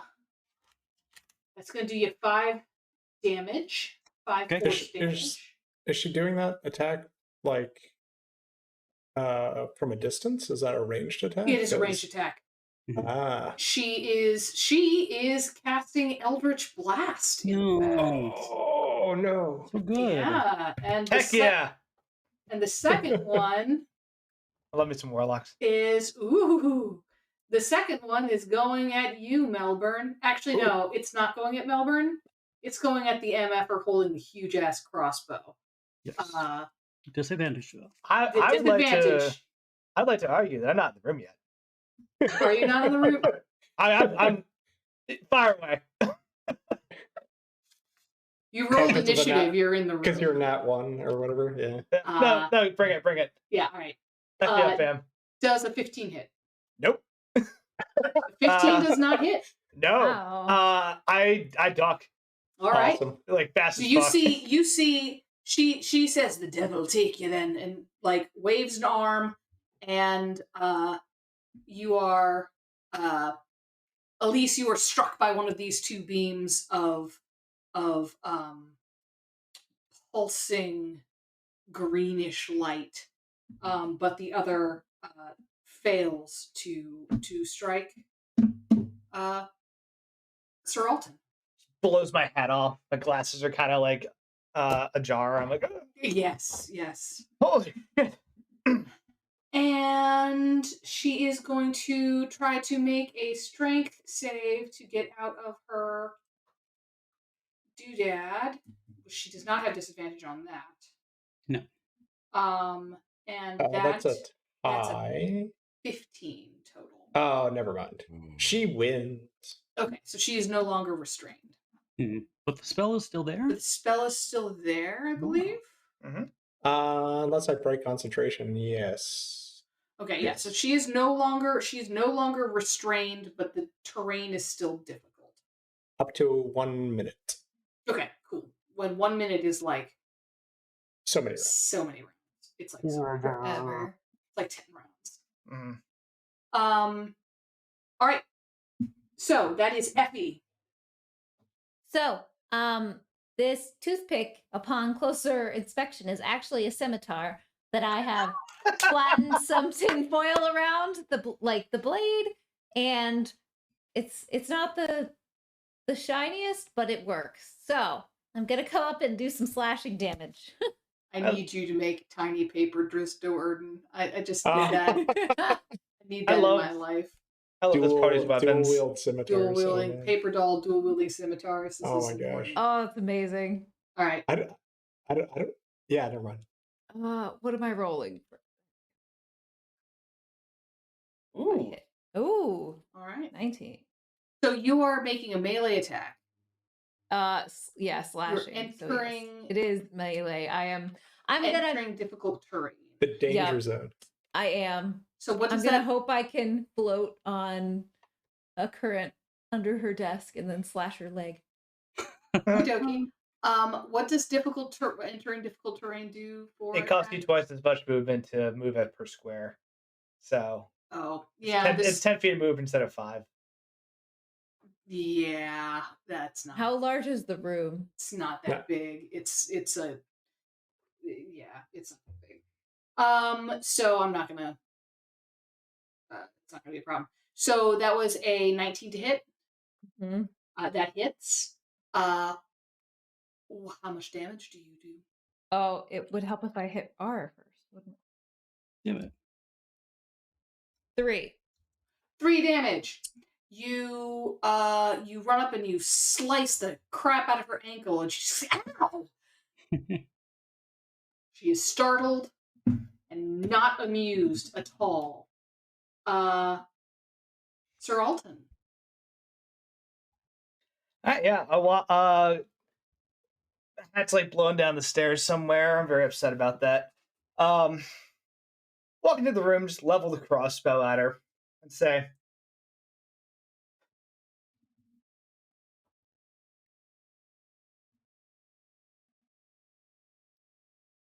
Yivy, let's resolve this like, well, sophisticated folk.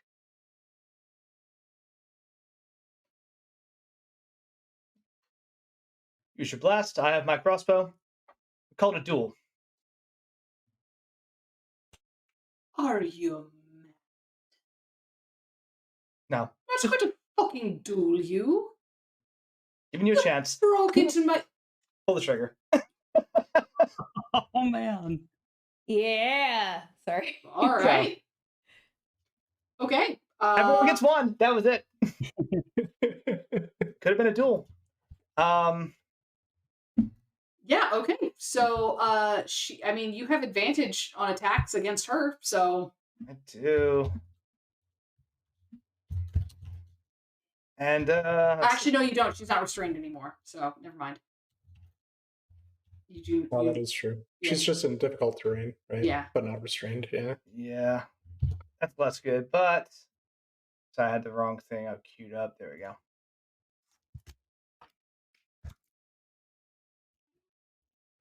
The dirty 20 hit. Woohoo! Sure does. All right. Sweet. Fun fact. She's in melee. She's being threatened by somebody in melee. I have sneak attack. It's true. It's true. Oh no. I mean, for her, but Right. Poking the shit out of her. 7, 14 plus 4, 18. I am for a throat. She's dead. what? Oh shit. She's fully dead. hmm You did 18 damage. Sheesh. So, what's the rule for losing over half of your hit points in one attack? If you go negative your current hit point total in an attack, you die instantly. So if your hit point total is 10 and you are hit so hard you go down to negative 10 after all the stuff is done, you will die instantly from shock. Okay, so Otherwise, she. she would just death saving throws. All right. All right, so we're gonna start with that.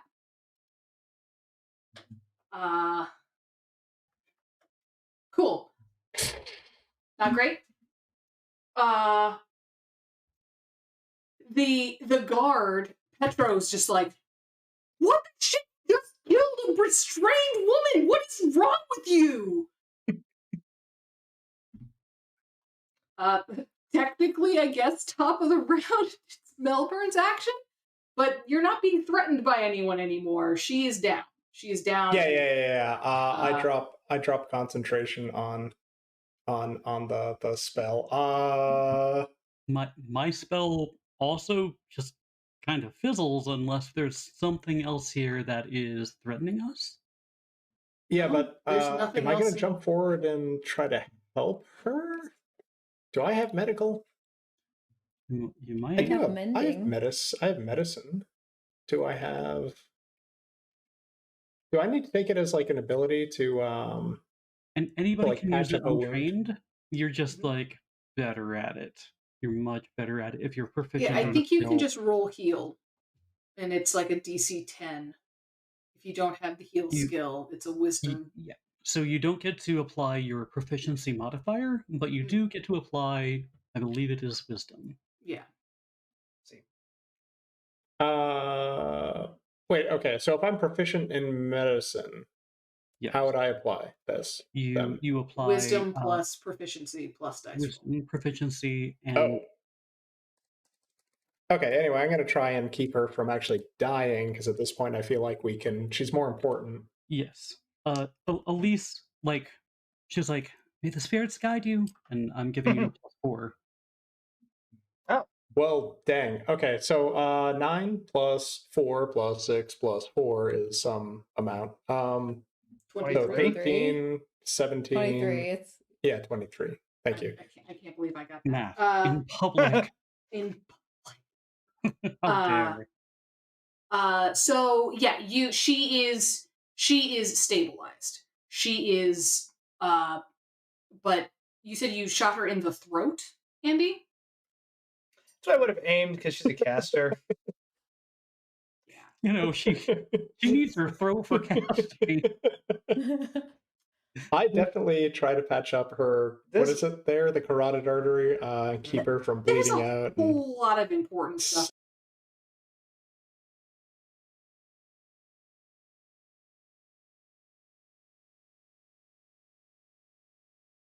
Casters can't talk; they can't kill you. Eldritch It's a Blast. very Eldritch simple Blast lesson. has verbal components to it. You're not wrong. Like, Uh, I don't know what Eldritch Blast is. I just know that they talk and fireballs happen, and I don't want that. Blood in your throat, really good for like hitting people and doing things in life. So You can't use that. So yeah, she is stable. You're able to do some like first aid stuff, and she's stable, but she is not conscious. She is not happy. Yeah. but the- But yeah, the young guard is horrified. now I understand how you may feel this is a bad approach. You need to understand. There are like laws and stuff. Of course, She You're did under attack- arrest. Oh, but she attacked the captain of the guard. for defending the captain of the guard and for taking actions in self-defense of others. She did throw Eldritch. I mean, she did try to kill attacked people. us I mean, first and also sent someone to kill us. What? Oh, you might want to talk to your boss. This is, as I said earlier, one of the biggest things that ever happened in Ev.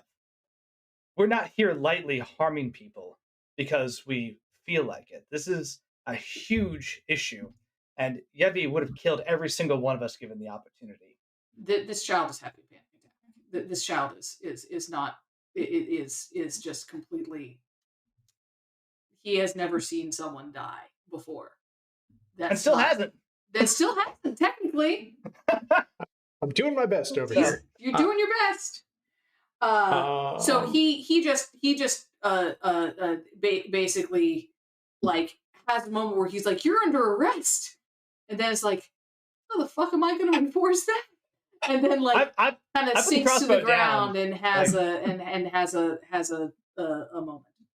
I take the opportunity because I'm already down there and like helping her out to take the paper out of her hand if it's still there and actually give it to Effie to see if Effie can make heads or tails of this thing that I have no clue about. Effie, All make a right. straight intelligence check, unless you have something that will help you break codes. I do not. I can help. Or can the spirits help? I think the spirits can probably help. Evie, I'm sorry, you're Effie. She's Evie. I'm Elise. Effie. There we go. Made it. So names in public. So Elise comes over and she says, Effie, that looks so troubling. I'm sure if anybody can make it out, I'm pretty sure it's you. And I just give you straight up inspiration. That's a 6. So +6. you're the smartest person I know. If I can call you a person. Oh Dang, boy, good I roll. needed it. 25. There we go. Nice. All right. Whew. Okay. Okay. Hefty. So you are you're able to read this. It takes you a second. You're looking at it and you're like, whoa, this is bizarre. But then you realize that it's not really for a second you're like, oh god, this is a code. I'm gonna need like a whole bunch of time. And then you kind of realize that actually it's just a straight substitution cipher. And you can eat that shit for breakfast. You got no True story. yeah, true story. Like you, Tracy. This is actually not hard. So, you're reading this note, and it just what it says is, "They're on to us. The work, the work must pause, or be trans." And then people walked in. But you can infer that she was going to say transferred somewhere. The what must pause? The work. Okay. The work must pause or be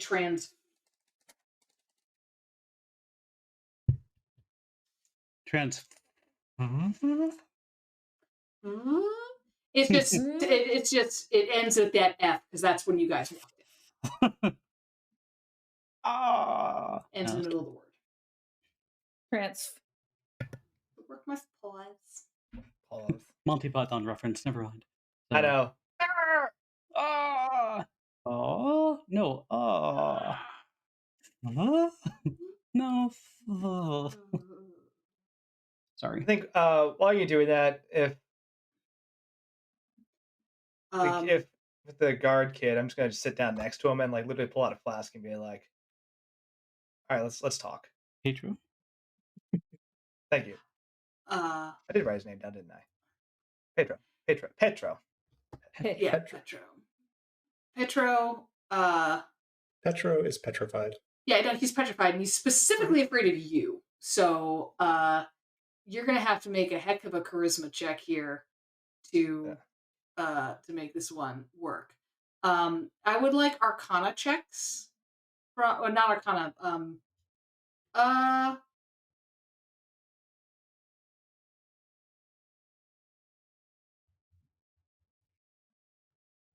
No, never mind. No one's got detect magic up. I perceive everything up all the time. Yeah, we have really good passive perception. Yeah, somebody has a. But yeah, no, not looking for magic right now. No. I cast detect magic. No, I'm kidding. I mean, No. This might have been what you could call a hint, but that's fine. So Andy, that was you. Sir Alton, that was your 21 there. I'm not trying to do anything mind blowing. I'm just like, hey, I get it. Calm, like, let's take a second and calm down. Like, everything's fine. What do you say to him? Just like everything's fine, because I'm not, like I said, I'm not trying to like do anything crazy. I'm just trying to get him to like breathe and relax and realize that like she's still alive. The situation is under control, and like it's not nearly as bad as he thinks it is. Okay. And the most important thing is that everyone here is safe. Yeah, he like manages to sort of pull himself together and then like sort of like jerks himself up and goes downstairs to go get Bertha and Fenton. So what do you guys do? Does You've got Epi, did you want to let us know what's going on there? Yep, yeah. So I'm going to climb up to the top of the desk and take a look and get my serious face on.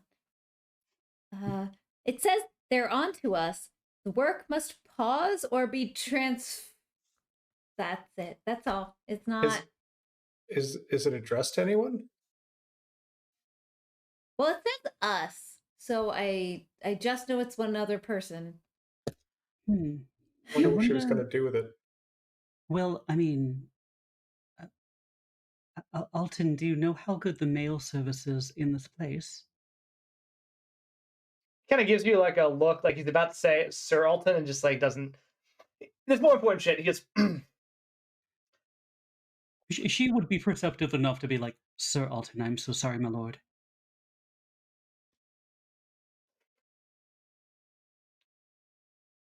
how good the mail services run? Is that what you said? Yes. I mean, if she was writing it, I don't.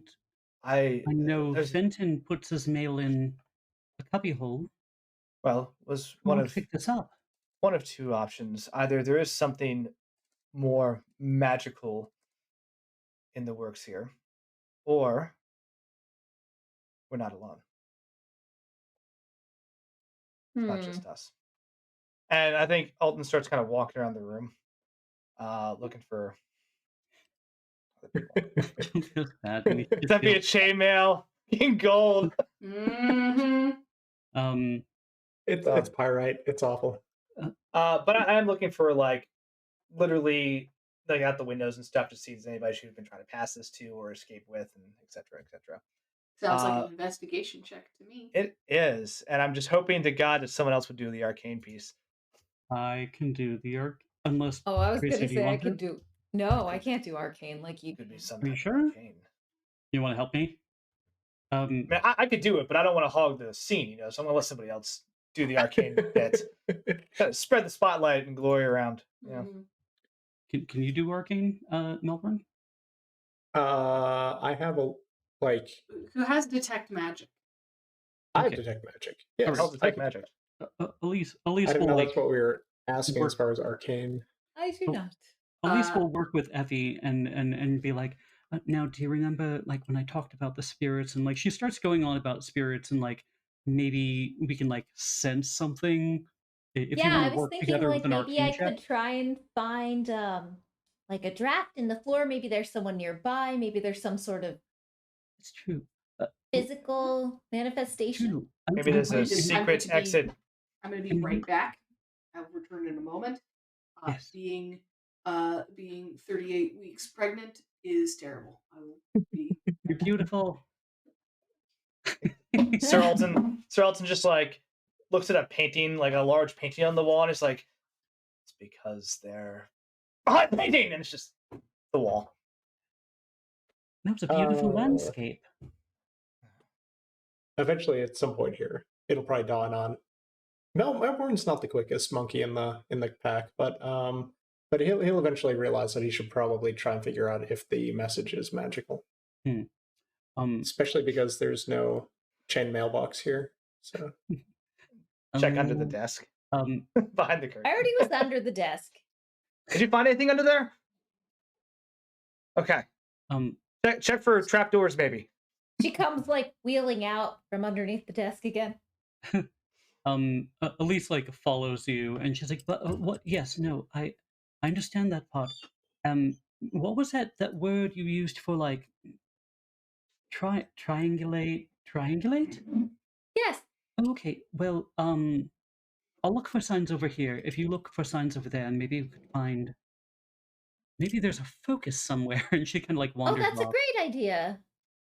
So I'll roll. A focus, yes. I'll roll arcane if you want to help me. I can roll investigation Okay. Or how so can I so why help? do you And- what because I And- don't. and eventually, I think Melbourne puts together that he should probably try and figure out if this message was magical, and he will detect magic. so we're gonna go in order here. Andy, Yeah. you rolled, is that just a straight 5 for investigation? Yeah. I pulled a painting off the wall. I was like, oh, there's clearly a secret passage behind this, and like there's nothing there. There's nothing there. You're looking around. So what you find in this office is everything in here kind of confirms your thoughts about Ivy. There's a whole lot of stuff from like half-made plans. You also see a whole lot of stuff that looks like abandoned hobbies, like Oh Like- no! just one of these people who's like constantly starting and stopping things. Uh, but you're not seeing any evidence of that there's somebody else watching or anything here. You look out the window, you look around, you're doing the whole bit, but it appears to just be a house. There's some really suspicious looking pigeons outside, but you're pretty sure they're not in fact talking pigeons. They're just regular pigeons. I circled back a couple times to check on those pigeons. You never Yeah. know. Pigeons are drones. Yeah. Right. Yeah. Birds are not real. Anyway, And I think I actually pocketed some of her Bassini like now leave it alone. Change.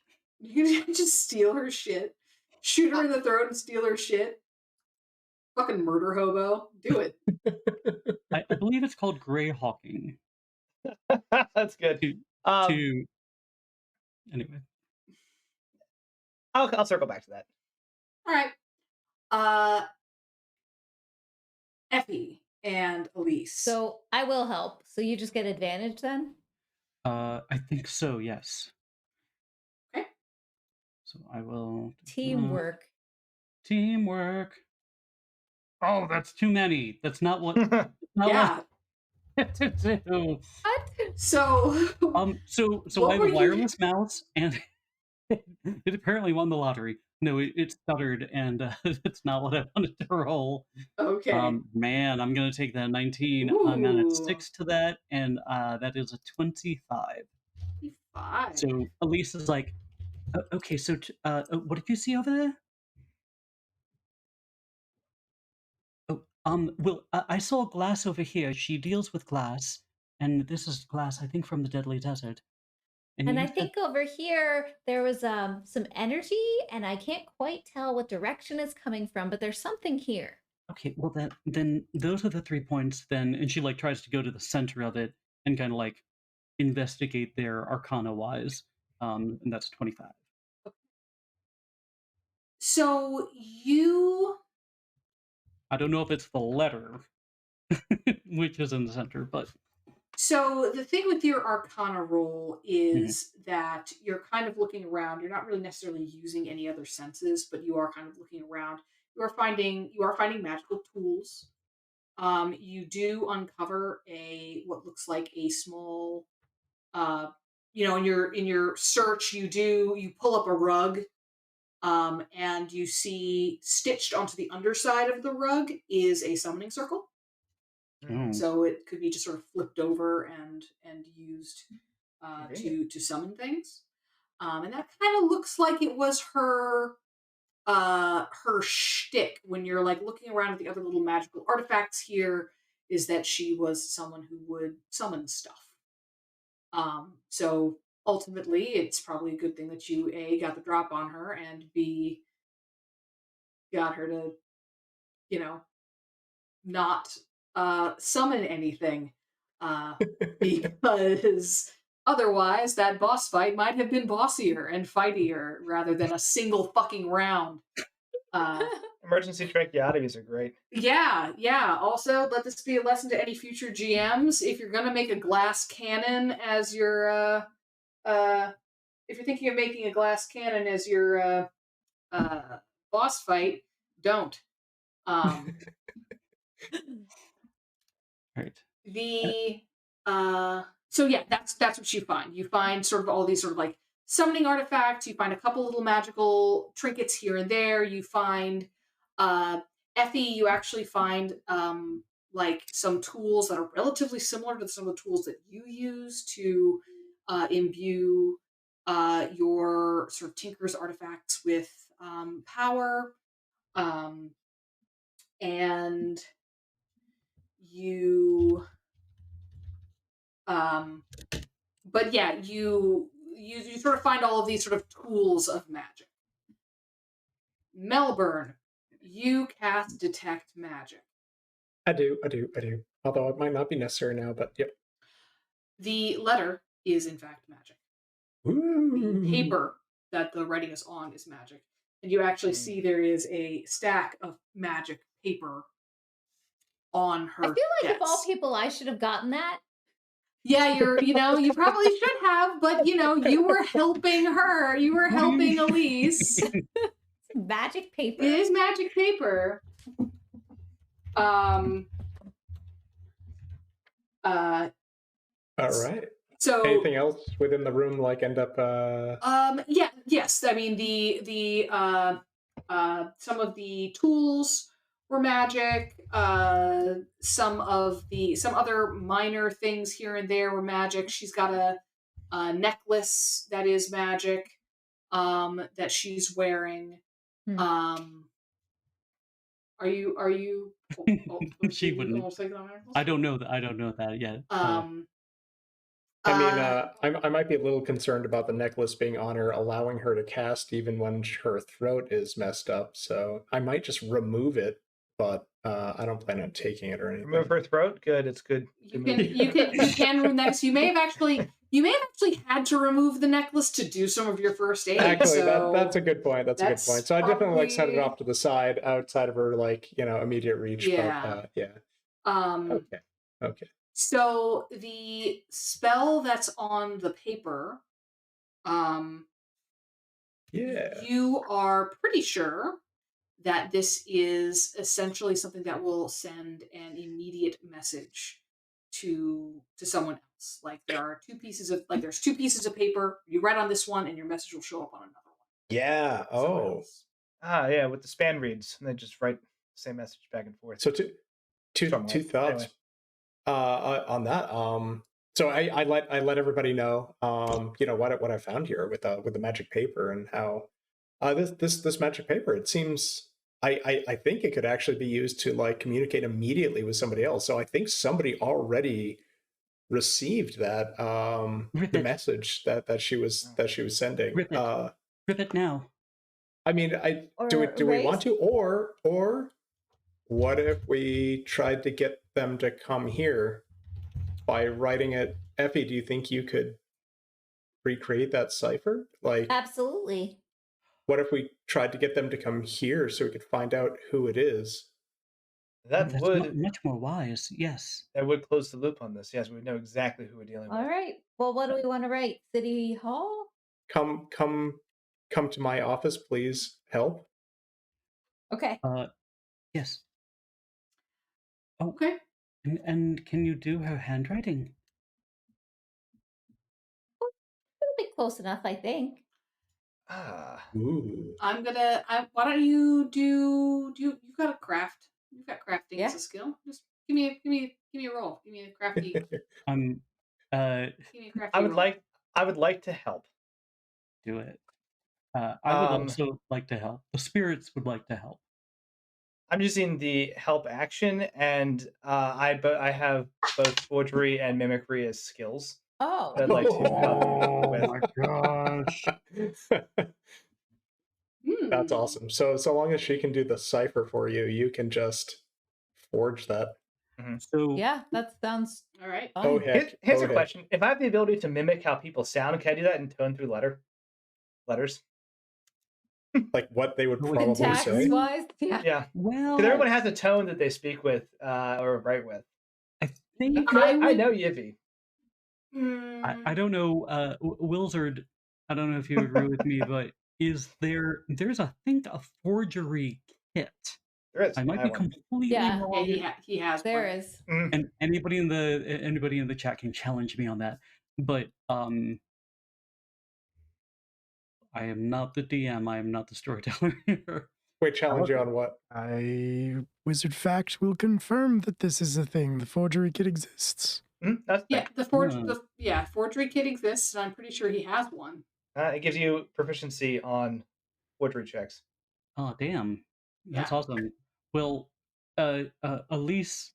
Where do you think I get all my fake IDs from? Make them, bro. bro. No. You fake IDs? Who are you? What? Me? I confiscated this. Here, good sir, take this to the authorities. All right. So, Elise asks the spirits to guide Effie, and guide her hand in whatever she is doing, and that's +4 again. Okay. That's 4, so that'll be +6, and then advantage. Yeah. Yep. Yes. So 18 plus 6. Nice. Oh, I thought we Yeah. were. So, Oh, wow, okay. dang. So you guys, you were able to do that, and you're saying come to town hall? I believe it was Her come office, to her the office. office. Help. Yeah. So it's more plausible. Yeah. Okay. You write that. Another piece of paper sort of floats up from that stack and sort of is laid down in front of the desk, sort of faintly glowing. And you see lines writing on it in that same cipher, in that same script. And this, Effie, you were able to read, and I assume you read out loud to everyone else, says, "You knew the risks in allying with the Gnome King. Your failures are your own."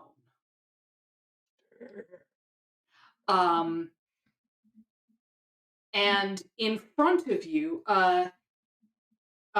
you also see a string of symbols that you don't. Elise, you recognize this because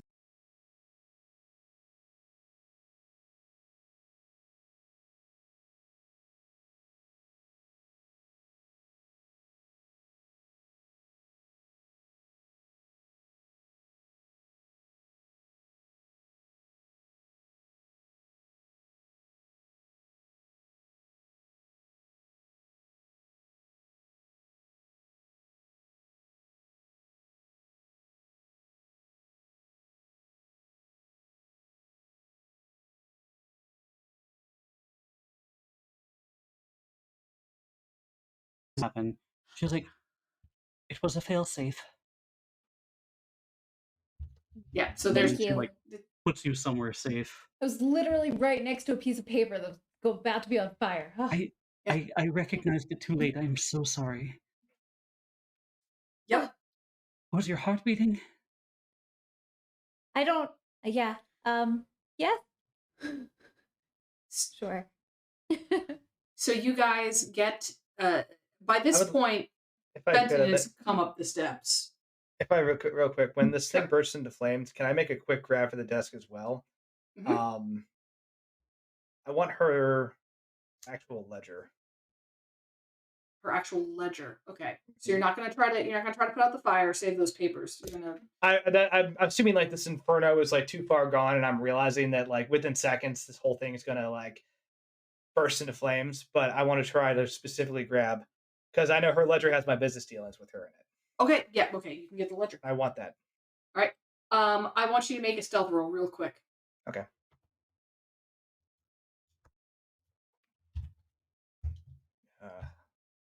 Sorry, that's the description of the disguise kit that I'm putting into roll 20. Yep. It's not gonna necessarily help. If you But, figure out what you need to roll from that, that'd be great. That would be amazing. All right. That would be rad. 21. Okay, 21. Yeah, you're fine. Yeah, so you are able reach to in, gonna grab it. Ah, God, it's too You're- hot. Damn. you are able to grab the ledger without Fenton, who's coming up the steps and entering the room, noticing that you have done so. The evidence, it's gone. He like runs over to the desk and starts trying to put out the papers. He's like, trying to pat things down, and he's Melbourne like, definitely helps him. Take my He- jacket I tried off to and help wave too. it. Like this one right here. Has to. so I would like, who's feeling lucky? I would like Yo! one of you. I'd like one of y'all to make a luck roll for me. That's Straight just- luck. Great luck. Yeah, Just give me a straight D100. D100. Mhm. Over or under? Ooh, that's a good question. Teetering on the edge. Mm, Call of Cthulhu roll? No. So you I can roll it again if that didn't work for you. no, that's fine. Why does that say 53 when that's clearly a 73? What? Yeah. Oh. I think it's stopped. Oh on there. yeah, that It does. 50 is kind of at a weird angle. Yeah. Oh. Oh, that is odd. Okay, whatever. Regardless, you are left with, unfortunately, just scraps and tatters. There's nothing really left here that's fully legible. You've got some pieces of paper. Fenton starts to sort of fill you guys in on what he knows.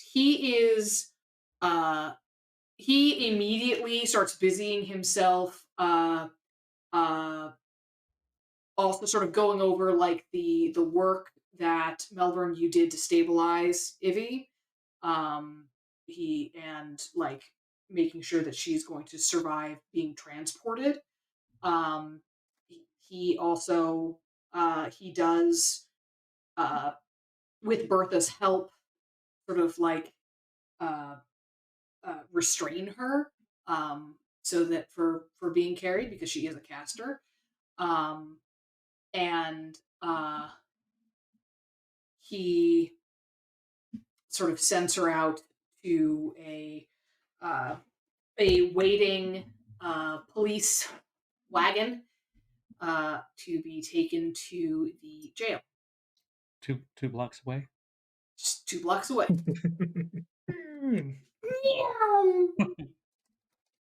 Love it.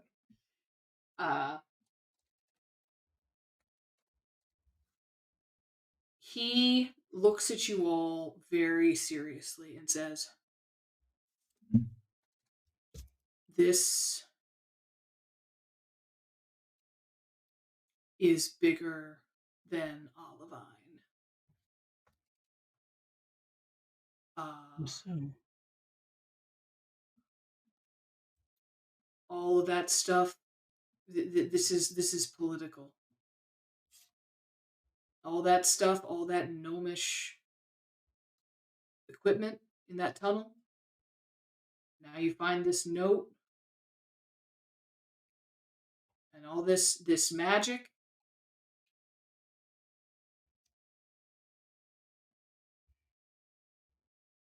Someone is conspiring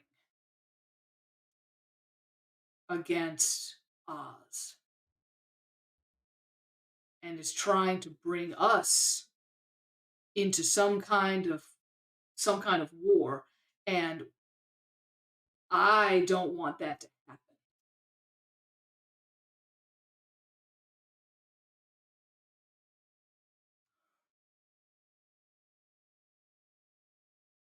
We need someone to get to Oz.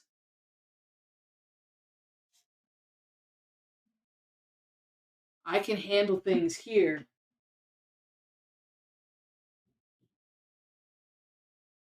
But I think you've got to find a way to get across that desert. You've got to warn Ozma. You've got to warn whoever's in charge over there that this is happening. This is not. This is going to be bad for all of us. Definitely. Effie was able to decode a message, and we were able to send something off. What did it say, Effie? The original message said, "They're on to us. The work must pause or be And then the reply that we got was, sorry. And then we sent a plea for help, masquerading as Yivy, and the reply was, you knew the risks of allying with the Gnome King. Your failures are your own." And then everything burst into flame.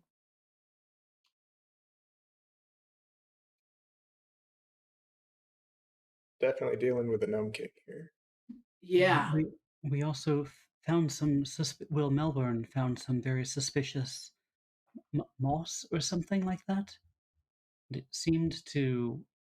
Was it forming a path, or was it just kind of radiating out from? It was patchy. It was patchy, but oh, and I know I wrote in your ledger, and I'm sorry about that, but I did mention Tom Struct, and he is in town still. Right. Right. And he seems to know what's going on. He seems to want to make a mess of Oz if the people outside of it can't have access to its wondrousness.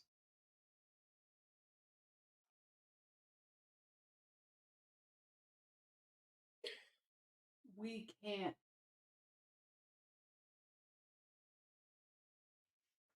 I don't know if Ev can afford a war with Oz.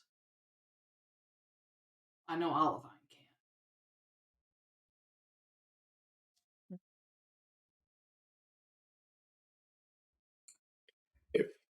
If we try to cross over and warn Oz of this, I don't think I can go unless I can figure out a good way to keep this compulsion under control.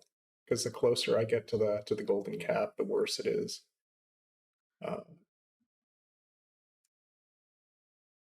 And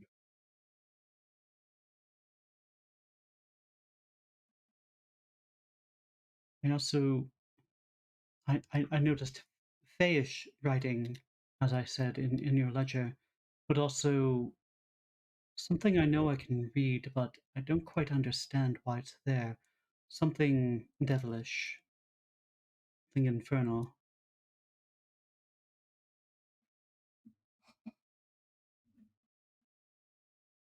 I feel like a bad tenant bringing all of this to you. No, it's better to know and be able to do something about it than it is to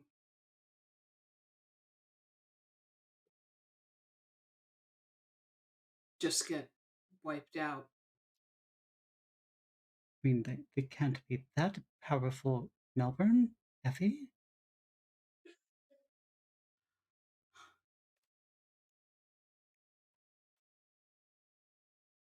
You've never seen what a war does to a small town like this.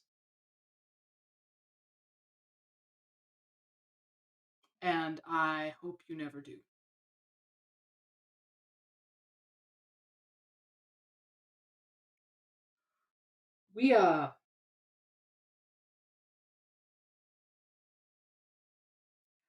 I'd like to talk to Tom Struct. In the meantime, 4 of y'all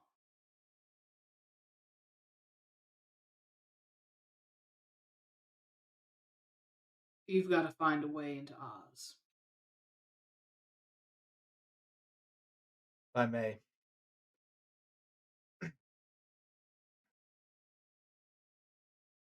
My family has considerable resources, and I feel that if I were to travel and inform them of the situation, they'd be able to help here in Ev. So, as much as I'd love to travel with you all, I think that is the best thing I can do for this crisis in this town. That said, I have a friend who's been dying to get to Oz. Who is that? Oh. Mero Rodriguez. You might know him as the Crimson Sword. Handy to have in a pinch. Have we heard of this guy? I sure haven't. Tell me a rumor about the Crimson Sword, Andy. He's a C-lister vigilante who's like fighting evil by moonlight, but I heard he once got drunk and fought Shifty. That's the very man, and he lived to tell the tale. He fears nothing. You'll be in good hands with him. Fenton is gonna roll his eyes and be like, "Oh, good luck." So, that guy will be out of my town. Hell yeah. Yeah, you doing me a whole bunch of different favors getting him out of town too. Mhm. Wait, Uh, wasn't he the man who got drunk on milk and then fought Shifty? He does have some unorthodox methods when it comes to combat, but he does believe in honing one's instincts and reacting on pure passion and inspiration. I think you'll find his company to be uplifting. Not I for don't one, know. I think I'd rather have you at this point. as much as I'd love to come, my family can do more and I can do more in the political realm. We'll meet again. Okay.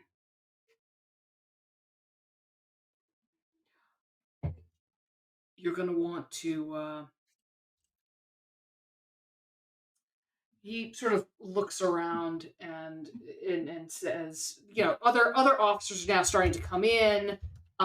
They're like starting to look at stuff. They're finding her like summoning circle rug. They're finding like all of her like cataloging all of her stuff, and sort of doing top shit, planting bags of cocaine places.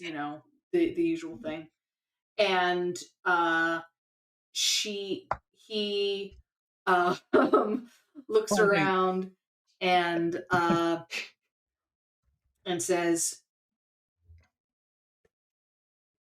I might know some people who could potentially get you there, who might be able to help you, with your problem, Melbourne. I would be extraordinarily interested in anything that could help that. That's why I'm so far from home. That's why I'm out here, is to try and find an answer.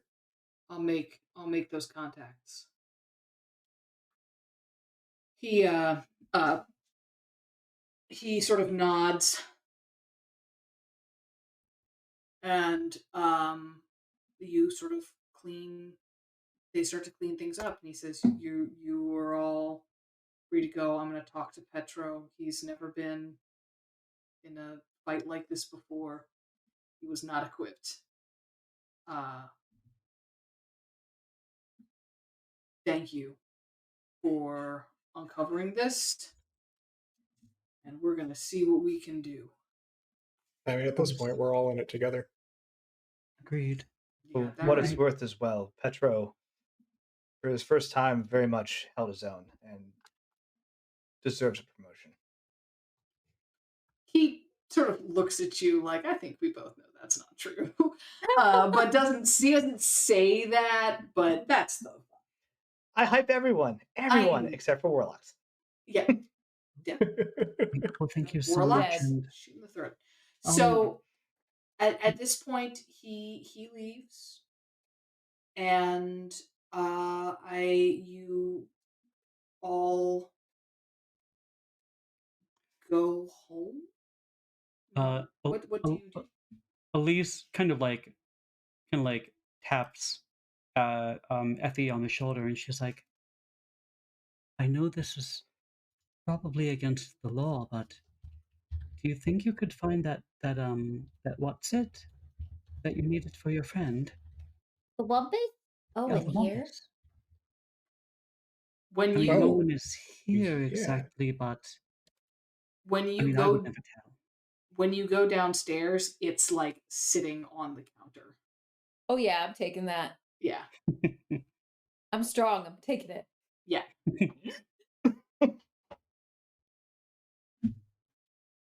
Love it. Like a The little little ant. gear, It's such a good gear image. wheel thing. Oh my god, thank you so much. This is the best. Ah. Oh, I can move again.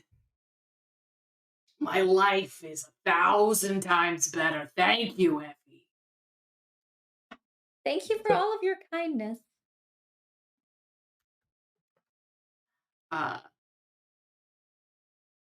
So over the next couple of days,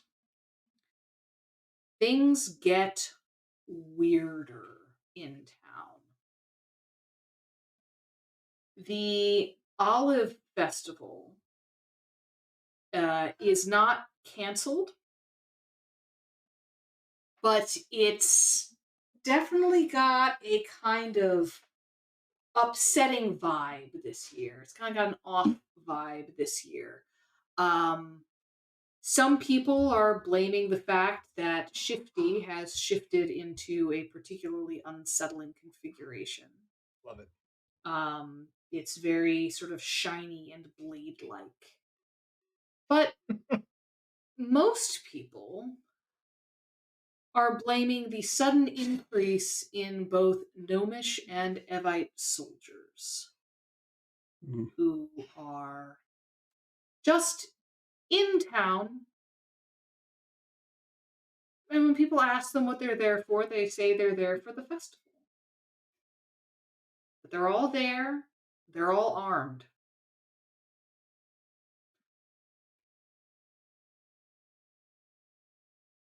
And they're very interested in knowing anything at all about anyone who's trying to get to Oz.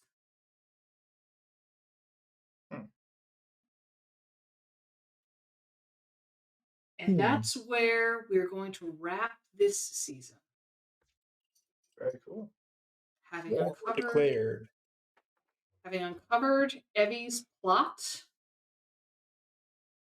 and with a clear mission to cross the Fury Brick Road and get to Oz. Love it. All Oh, yeah. right. Awesome. Well, thank you all so much for being here, for playing with us, for joining us this evening. All of you who hung out in the chat with us for the if you hung out for the entire time, or even just for a couple minutes, we really appreciate it. We would not be able to raise this money without you. We probably would still play a bunch of stupid pretend games on our own, though, if we're being entirely honest. But we appreciate everything that you guys have done. Thank you for donating. Thank you for being here with us. If you would like to join our Discord, we're going to throw that link in there. You can follow us on the Cursed Bird app. You can follow us on Instagram, the Cursed Picture app. You can follow us. Do we have Facebook? I don't think we have Facebook. Do not follow us on Facebook. You can try. Our wizard is shaking his head. You can follow us anywhere. Just don't follow us home. That's fucking creepy. Don't be creeps. Wizard Fact, we're on the gram. Wizard, there we go. And yeah, so next game, I believe that is coming up is this Sunday, is the finale of Nephilim, which is gonna be real cool. And following that, neither myself nor Will Collins my husband will be playing in any of these games for a little while. Because we are expecting our child. What? I know. Expecting your child to do what? We're expecting our child to step in and play. To step in and play, yeah. Yeah. Step in and step up. It is his birthright. Love that movie, and I think that's a great name for your child. So, what was that? I loved that movie, and I think it's a great name for your child. So, yes, I think anybody in the chat would probably agree with me. Step Up Collins is going to be great. Step Up Collins is going to be fantastic. This is your second child, though, so this would be Step Up to the Streets. Collins. The fact that people know that is so good. Yeah. Thank you so much. It's like, that's so good. These are the classic crappy Baltimore references that you just won't get from other channels. It's a classic It's set in LFTA mess Baltimore. around. Did it take place in Baltimore? What? It is. It's set in Yeah, Baltimore. that's I know several extras Yeah. in it because it was Really? filmed. Yeah. Yeah. It's Would they the ever, like, come Baltimore on School of the Performing Arts, I think.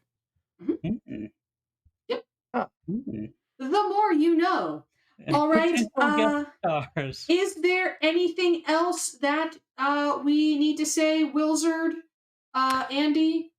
Anything else coming down the pipe? I mean, there's some new stuff in the works. I don't think we're ready to announce it just yet, but we are getting very, very close. Excellent. We love to Uh, hear it. I guess the only other thing that's left to say is don't go anywhere. We're going to disappear for a second, but we are going to raid our friends and dragons. It is their 1-year streaming anniversary. Ooh, So- yay! So- Great. Say nice. hi and be nice and yeah, all that good stuff. But we will disappear now. Thanks for hanging out with us. Say goodnight, everybody. Good night, Good night, everybody. everybody. Good night, everybody. Bye. All right. See you next time.